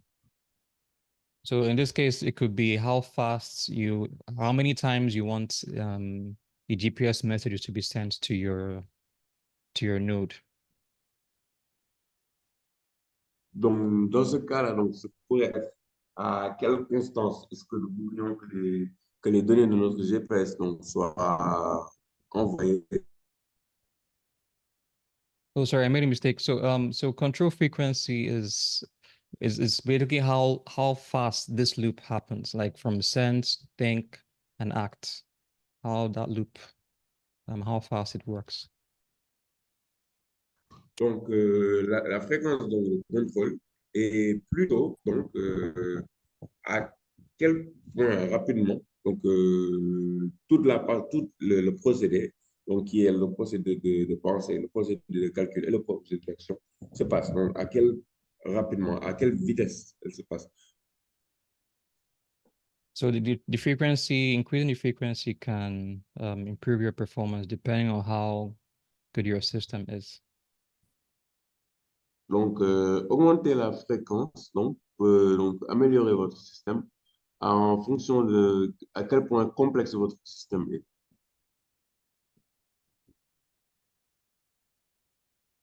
Okay, so this is what we're going to do hopefully today. This is our example task. Donc, voilà donc l'exemple de ce que nous allons faire aujourd'hui. Donc, voilà un exemple de ce que nous allons faire aujourd'hui. So everything I explained in the on the whiteboard is what's happening in this file here.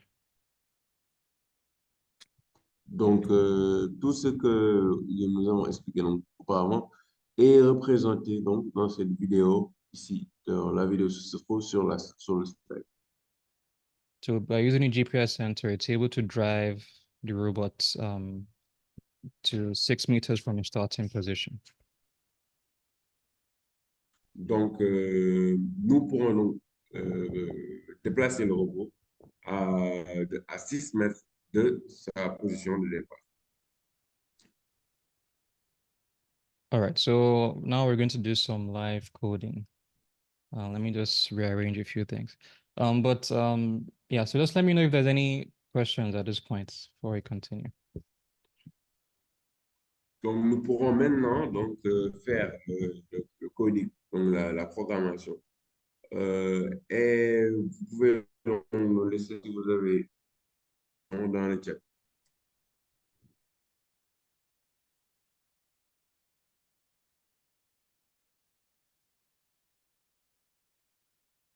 So I'll give you a few seconds. If you have any questions, let me just set things up for us.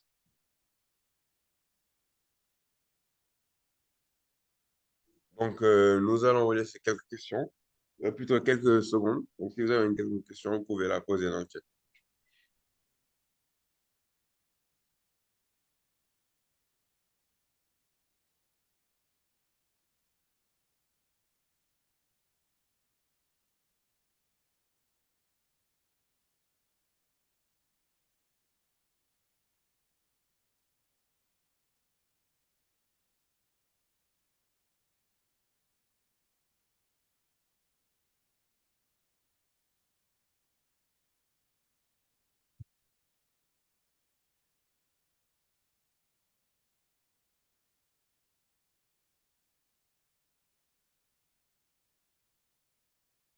All right, so I think we can go ahead. Donc, nous allons maintenant continuer. So for those of you that, okay.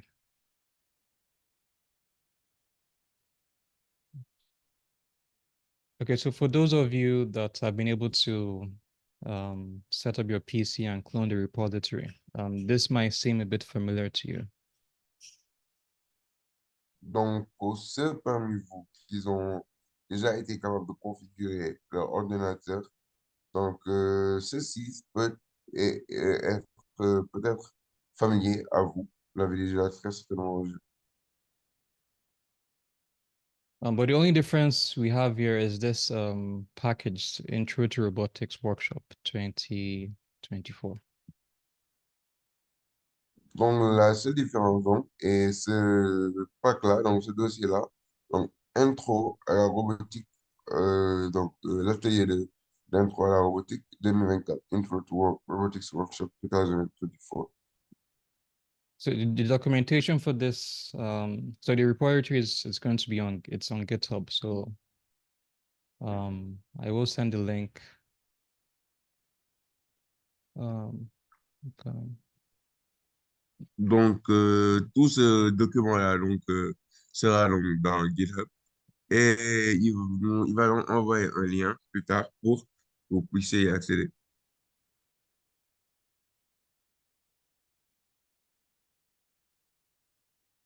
Okay, so let me just make this out. So what we're going to, let me just come here. So just like an overview or what we're doing today. So once you've set up your computer and clone the main repository for the projects, we're going to clone the Intro to Robotics Workshop repo in your workspace. Donc, vous devrez donc, lorsque vous serez donc sur GitHub, il va falloir que donc, vous cloniez donc, le dossier donc, Intro to Robotics Workshop dans votre IDE, donc votre invité de commande. Donc, So dans plutôt votre euh, interface de développement. So I've already done this, but in the README inside the package, you have the instructions to clone the repository to build it. Donc, nous avons donc déjà fait ça, mais si vous allez sur le GitHub, vous aurez toutes les informations nécessaires pour cloner le document. All right. So we're going to work on creating a node that's going to everything we've just explained on how to get GPS to use the robot to move forward. We're going to create a node for that. Nous allons donc maintenant passer donc, à l'application de tout ce que nous avons expliqué jusqu'à présent, donc comme, comment recevoir les données GPS, les transformer et ensuite les envoyer les commandes au robot. I just want to say that for those of you that still haven't been able to set your computer, I'll try to get some help maybe later today on Discord. Donc, pour ceux d'entre vous qui n'ont toujours pas été capables de configurer leur ordinateur, il pourra donc, Chinel pourra donc vous assister. Donc, plus tard, très certainement, sur Discord. All right, so let's see. Let's start out. So to first of all, when you're writing, so these are things that you should be able to go over in the main ROS documentation, but I'll try to go through it sequentially with you. Donc, ce sont des choses donc, que vous pourrez très certainement avoir donc, dans la documentation de Ross. Donc, mais nous allons y aller donc, étape par étape dessus. Donc, aujourd'hui. Okay, so so we need to have a library called geographic lib. This is what we're going to use to convert longitude and latitude to Cartesian coordinates. So this is already in the documentation, but I'm just letting you know about it again. Donc, il sera nécessaire donc d'avoir la librairie qui est appelée Geographic Lib, donc qui vous permettra donc de transformer les données longitude et latitude en données cartésiennes. All right, so to start out with the node, we're going to import a few packages. So to save some time, I'm just going to copy them over here. Donc, nous allons maintenant donc, passer donc, à ce qui va nous permettre de convertir les données en données cartésiennes. Et pour gagner du temps, nous allons juste les coller ici. So we need to use the client library for Python. That's how we communicate to the ROS network. Yeah, that's how we communicate to ROS. Donc, c'est en utilisant donc, la RCPy, donc RCLPy, donc nous pourrons donc, communiquer avec Ross. Donc, nous allons juste l'importer donc, dans le programme. Then we have some messages we're going to use. Sensor messages we defined here.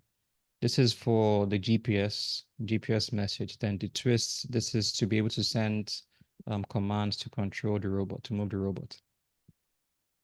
Donc, nous aurons donc nav7 fix donc, et aussi twist donc, qui seront des choses qui vont nous permettre d'envoyer des données des capteurs, mais aussi d'envoyer les commandes, donc de recevoir plutôt les données du capteur, mais aussi d'envoyer les commandes au robot.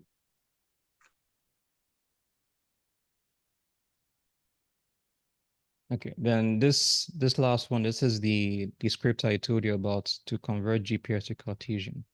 So we're importing that as well.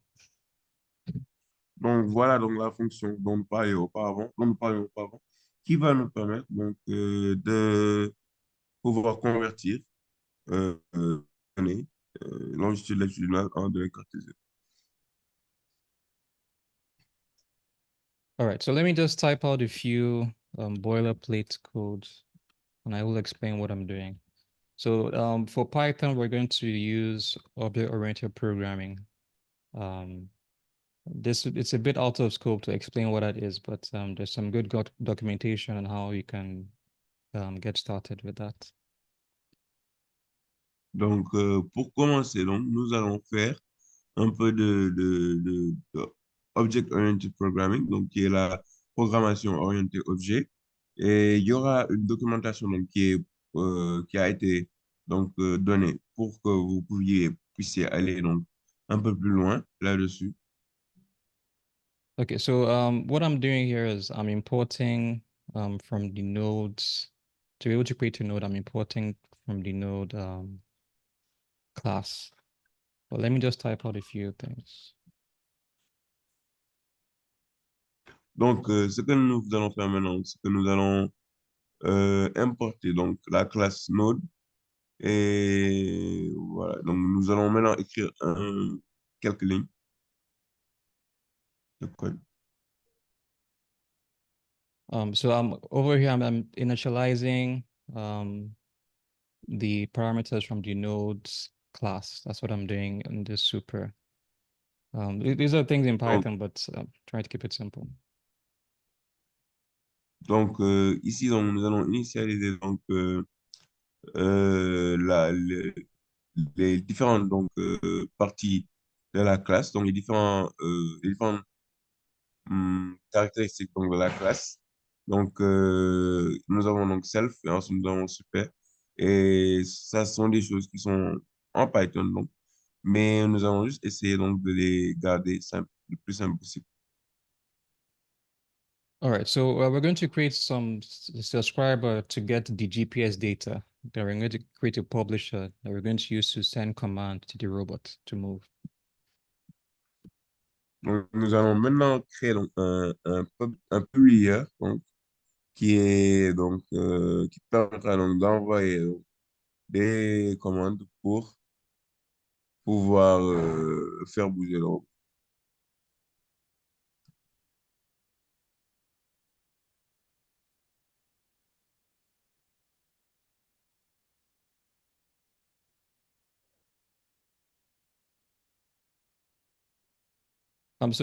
So please let me know if what I'm typing is clear enough, or maybe I can zoom in a bit. I think that's better. Yeah.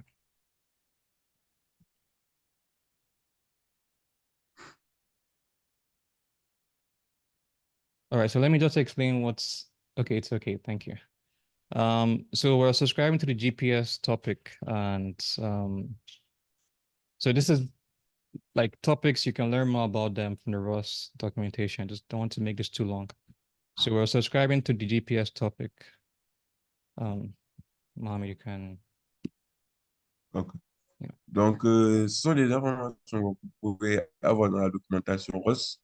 C'est juste que nous ne voulons pas faire que peut-être ce soit trop long, mais vous pouvez avoir tout ça dans la documentation ROS. Then over here, this is called a callback function. So a callback function is it's a function that runs whenever you get data from a topic you subscribe to. Donc, la fonction là donc, nous permet donc de revenir à chaque fois donc, que nous avons les informations qui sont données par le topic.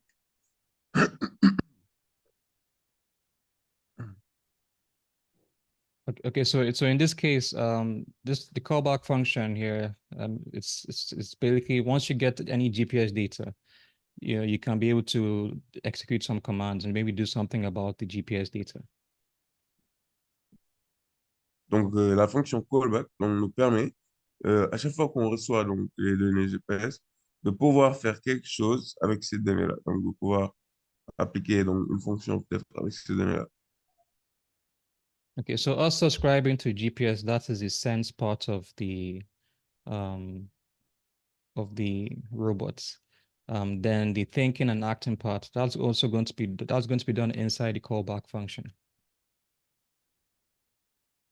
Donc, nous, donc, en utilisant la fonction donc, subscription, c'est important donc, pour recevoir les données du GPS et la fonction callback pour ensuite donner les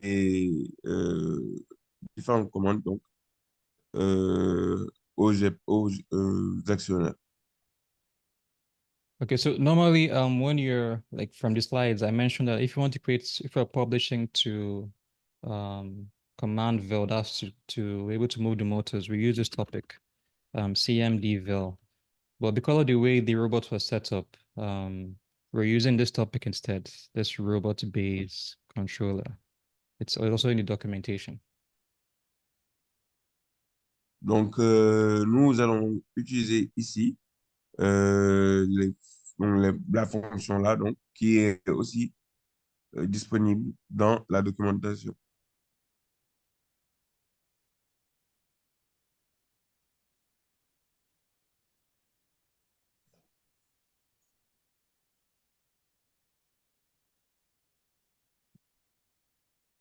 Okay, so I've created it. So we've created a publisher now. So this is what we're going to publish to.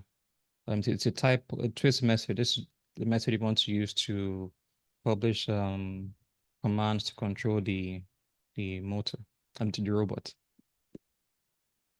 Donc, c'est cette fonction-là, donc cet objet-là, donc, que nous voudrons donc, publier donc, pour permettre au robot de pouvoir activer ses moteurs. Okay, let me just save some time. I'll just paste this. So what I'm doing here is I'm defining the robot starts and start X and start Y positions. Et ici, nous allons donc définir les robots, donc les données de position initiale du robot. Okay, so this is where the robot is going to start from. Ce sera donc à ces coordonnées-là que le robot devra commencer, devra donc se positionner.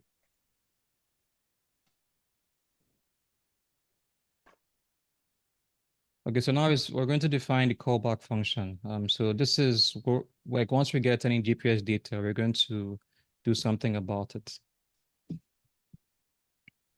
Donc, c'est ici donc, que nous allons initialiser la fonction callback et à chaque fois qu'on recevra donc, les données, nous devrons donc faire certaines actions avec les données GPS reçues.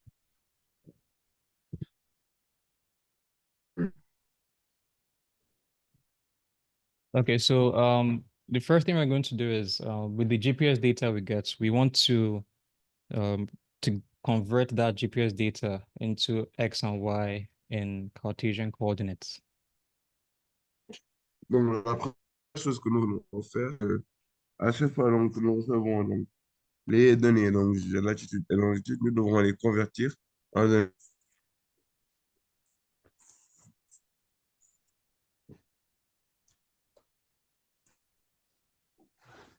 So yeah, so we're getting so basically as we get data, it's going to convert the latitude and longitude to X and Y, and that's what we're going to use later to compare if we're 6 meters away from the start position. Donc, les données donc, que nous aurons donc, après avoir converti nous permettront de comparer et savoir est-ce que nous serons à 6 mètres de la position à chaque instant. Okay, so the next thing we're going to do is to create a twist message. This is what we're going to use to send commands to control the robot. Donc, nous allons maintenant créer un message un message twist donc, qui va nous permettre d'envoyer les commandes au robot.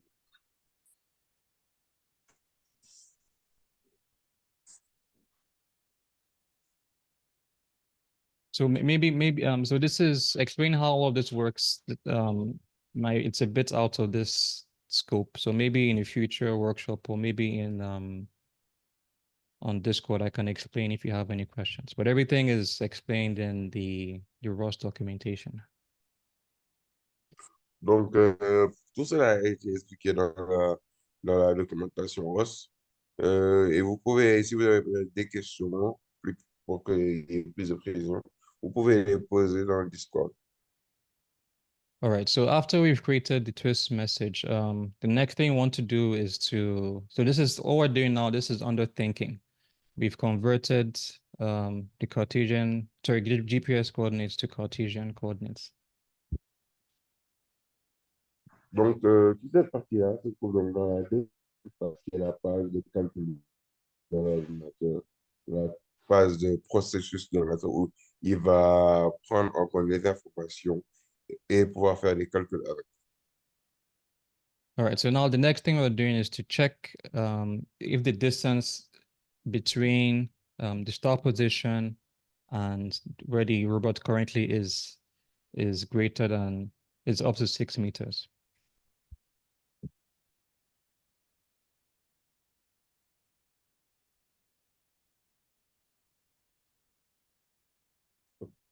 Could you repeat that one?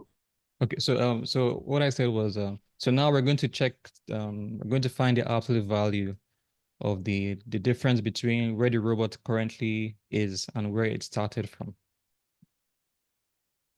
Donc, donc maintenant, nous allons trouver donc, la valeur absolue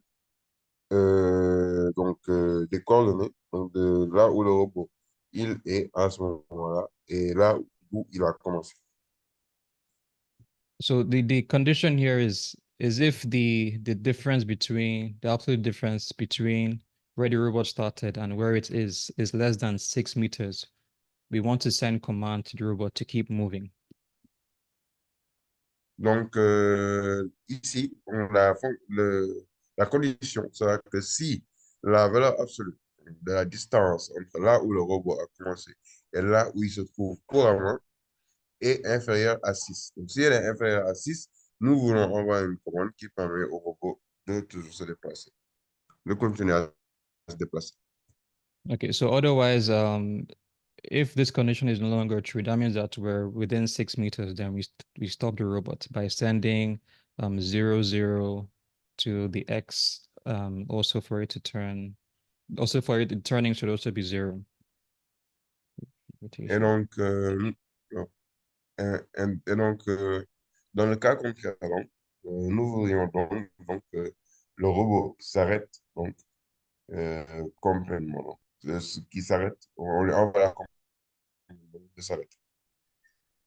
Okay, so after from these conditions, we were able to get what the move command is. That's what we're going to publish to the robot. Donc, à partir de ces conditions-là, nous pourrons donc ensuite envoyer des commandes au robot pour lui dire donc d'avancer, donc lui donner toutes les commandes nécessaires pour l'actionner, pour actionner ses moteurs et ses différents actionnaires. All right, so what we're doing here now is we've gotten the values. If it's less than 6 meters, we're going to tell the robot to move at 0.25 meters per second. Donc, ce que nous allons demander au robot est que si il se trouve pas encore à ces 6 mètres-là, nous allons demander donc de se déplacer à une vitesse de 0,5 mètres par seconde. Then this is we're going to publish that message to this topic here for the robot to move, the robot-based controller. Donc, ce que nous allons faire donc, est que nous allons prendre cette fonction donc, pour dire au robot de se déplacer. Okay, so just to separate, so we can just think about this section as this is think, and this section here is act. Donc, c'est là donc, où nous allons passer à la phase d'action du robot. Donc, la partie présente est la partie où le robot va faire tout le travail d'action, le travail de prise de décision. Et ensuite, il y aura la partie où le robot devra agir. Then over here where we subscribe to we're creating a subscriber to the GPS topic, this is the sensing part of it. Donc, lorsque nous utilisons la fonction subscription, donc au topic donc, du GPS, donc ce sera la partie où donc, nous pourrons recevoir les données donc, du GPS. All right, so we're done with this now. So let's try to get everything to work. So I'm going to create another function to run everything, the main function. Donc, nous avons fini avec donc, cette partie-là. Et maintenant, il ne manque plus qu'à avoir une fonction donc, qui va nous permettre de faire donc, run ce programme-là, donc, qui va nous permettre donc de lancer ce programme. So what I'm typing on now, this is standard how to get like your node running in ROS. So everything is in the ROS documentation, but I will try to comment out the important parts to help you to understand what's happening. Donc, tout cela on se trouve dans la documentation ROS. Essayons donc de commenter les parties qui sont donc les plus importantes pour que vous puissiez avoir une idée générale.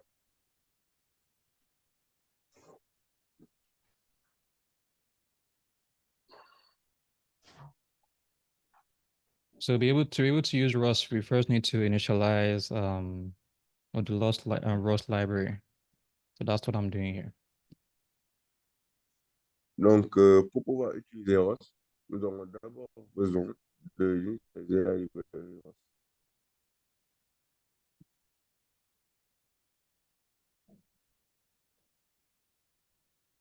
Then the next thing we want to do is to create a node so we created a node class example one. So we need to create an object to be able to use that. And that's what we're doing here.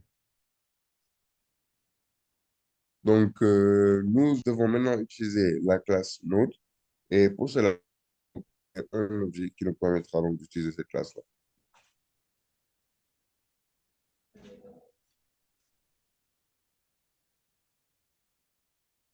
The next thing is so I keep going back to this, but these are things that are explained in the ROS documentation. But the next step is to spin the node.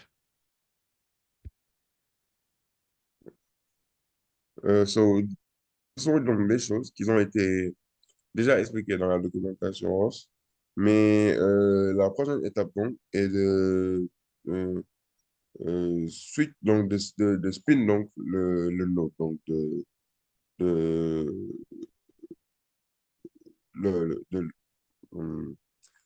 donc d'utiliser la fonction donc sur le node. So what spin does is if you have a subscriber like we do in this node, it keeps this node open so that it keeps listening for any GPS now any GPS messages. So it keeps it running. Donc, ce que fait cette fonction-là, c'est que une fois que l'on on a été subscribe donc, dans le topic, donc, il permet donc au node donc, de continuer à envoyer les informations et à les recevoir. All right, so finally we're going to run this. Just want to type out. Donc, nous allons maintenant, Oh, sorry. donc, nous allons donc maintenant lancer le programme.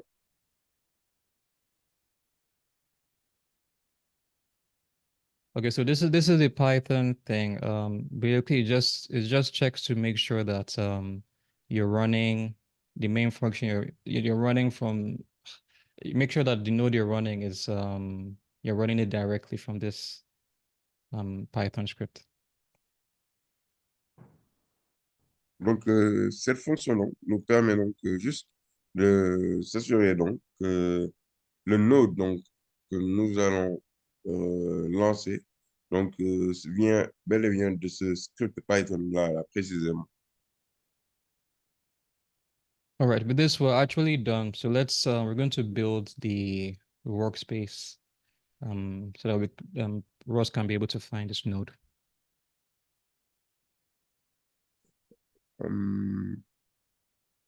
Should I repeat? So could you, Okay. yeah, could you Okay, so what I said was so with this we're done. So now we're going to build the workspace so that Ross can find this node.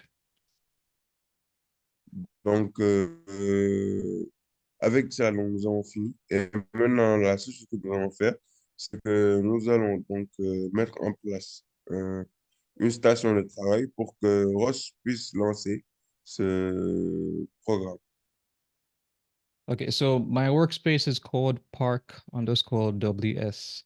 I think in the documentation is ROS2_WS. So this has to be what you're already using in your computer. Donc, dans la machine de Tindu, donc voilà donc le nom qui est donné donc, à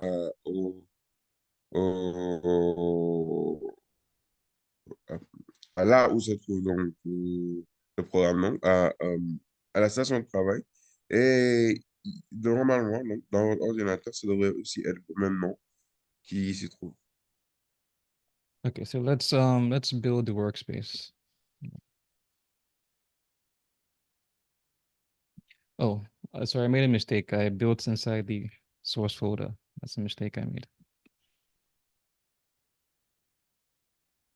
Donc, il y avait une erreur ici. Donc, il a donc euh,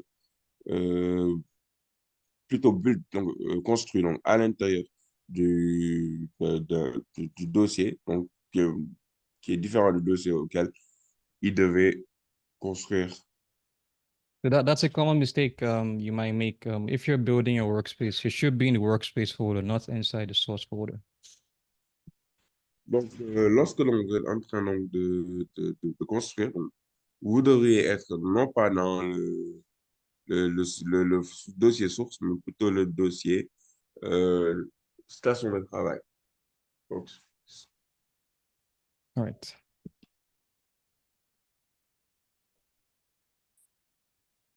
Okay, so everything worked well. So the next thing we're going to do is to source the workspace. Donc, ça a bien été compilé. Et donc, la première chose que nous allons faire donc, est de sourcer donc, la station de travail, donc le workspace.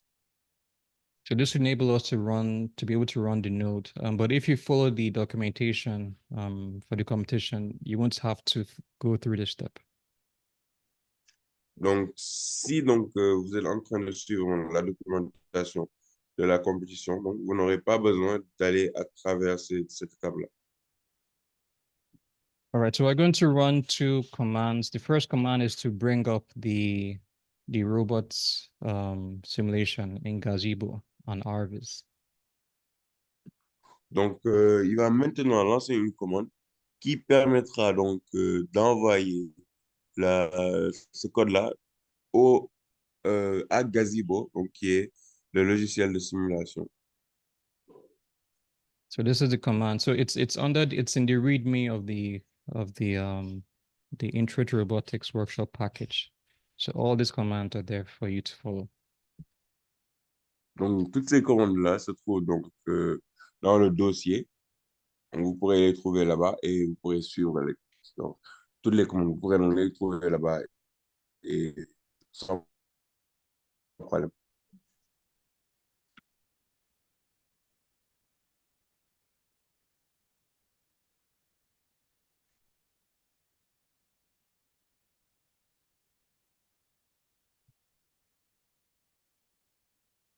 Okay, let me just arrange the windows, then we can start.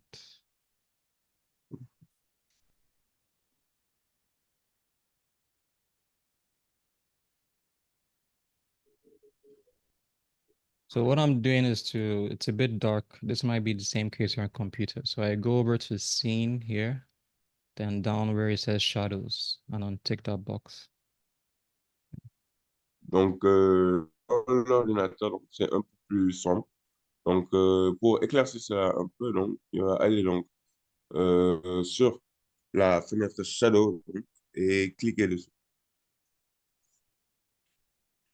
All right, so this is the it's kind of closing.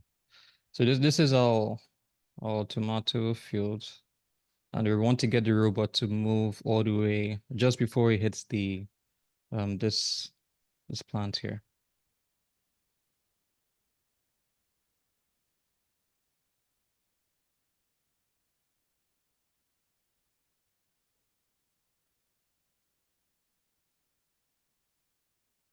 Mohammed, do you need me to repeat that? Sorry? Well, I was asking, okay, maybe you didn't hear what I said. So I was saying that this is the tomato field that we want to get the robot to move from its top position to just before this plant here. It kind of like stopped a little bit, so I didn't really hear. Should I go again? Yeah.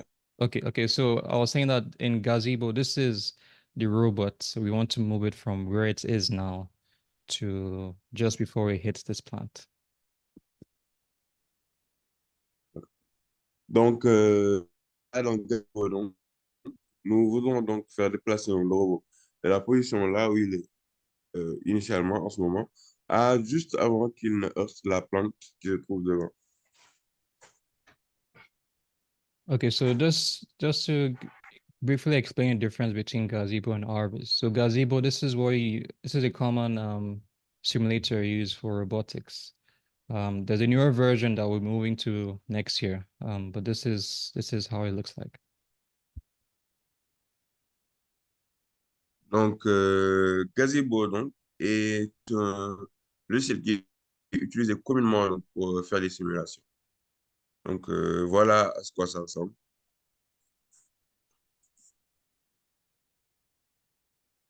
Okay, then on the left here is RViz. RViz stands for robot visualization. So this is how the robot is able to see the world using different sensors. So this sensor we're using here, this is the depth sensor, depth camera sensor. Donc, Arvis donc, est quelque chose donc, qui montre l'image donc, de comment est-ce que le robot utilise les différents capteurs pour percevoir son environnement. So also in the Word documentation, there's more information about how to set things up. Yeah. Donc, dans la documentation, il y a aussi un peu plus d'informations à propos de comment est-ce que nous allons initialiser celui-là, mettre en place All right. So now that we have now that we've opened up this, the next command we're going to run is to run the node, and that's going to get the GPS information, translate that to XY coordinates. Donc, ce que nous allons faire maintenant est que nous allons donc lancer le node et cela permettra donc de recevoir les données GPS et en données cartésiennes X et Y. So then it's going to compare where the robot currently is and where it is. If it's less than 6 meters, it's going to tell it to keep moving forward at 0.25 meters per second. Donc, nous allons ensuite utiliser ces données-là pour comparer les positions initiales et positions actuelles du robot. Et si c'est toujours inférieur à 6 mètres, nous pourrons donc continuer à nous déplacer à 0,25 mètres par seconde. Yeah, once the distance between the start and current position is 6 meters, then the robot stops. Et quand la distance donc, arrivera à 6 mètres, donc le robot s'arrête. All right, so let's see whether what we've done actually works. Let's see whether it's going to bump into the. Let's get a better view. Okay.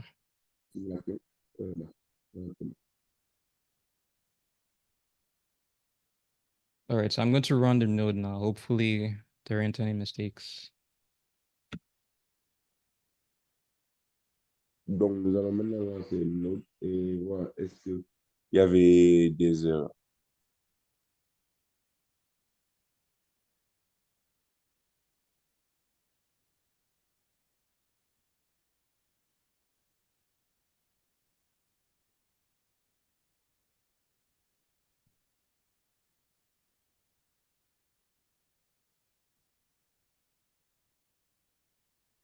So you can see it stopped just before you hit the tomato plant. Nous pouvons donc voir que ça s'est arrêté juste avant de heurter le plant de tomate. Something I forgot to do is you can actually, just to be sure, like to get data about the position, you can you can write some print commands or log commands to know exactly how much distance is remaining before it gets to 6 meters. Donc, une possibilité donc, est d'inclure donc, des commandes de display, donc des commandes d'affichage qui vont donc, de connaître à quel point, quelle distance exactement il reste avant que le robot arrive au 6 mètres. All right, so I think we're almost done with this. So just going back here to the presentation. Do you have anyone have any questions before I? Donc, est-ce qu'on a une question avant de passer donc, à la suite? Vous pouvez donc les mettre dans le chat.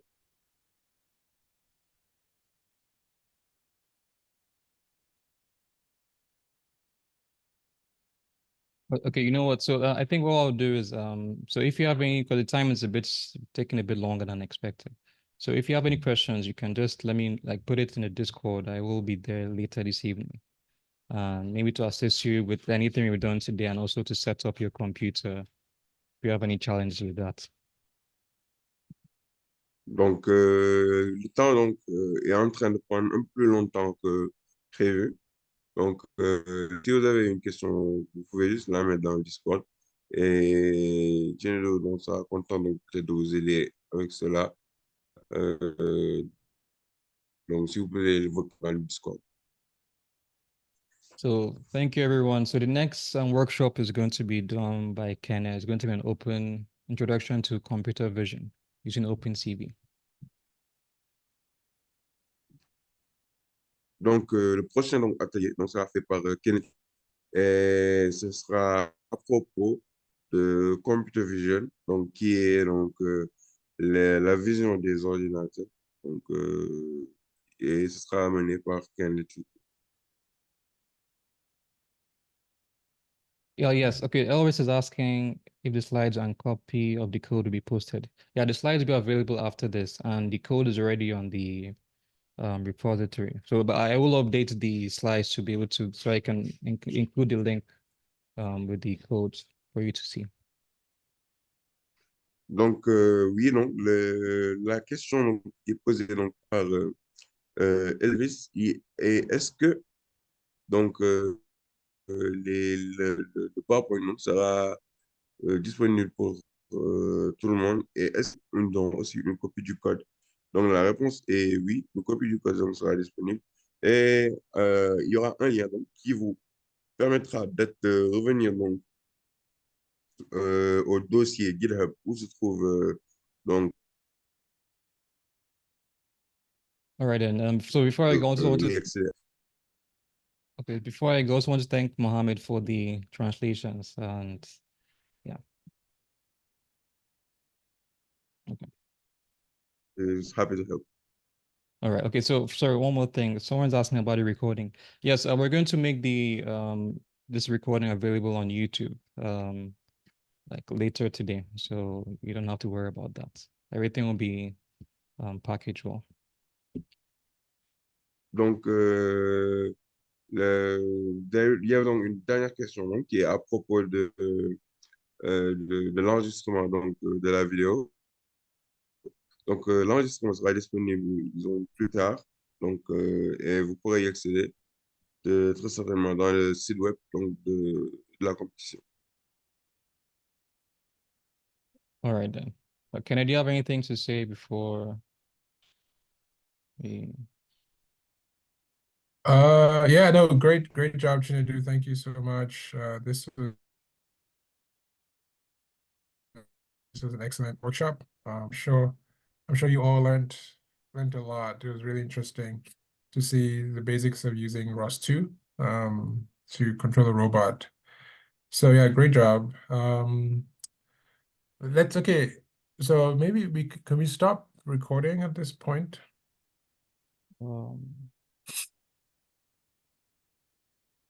Stop recording.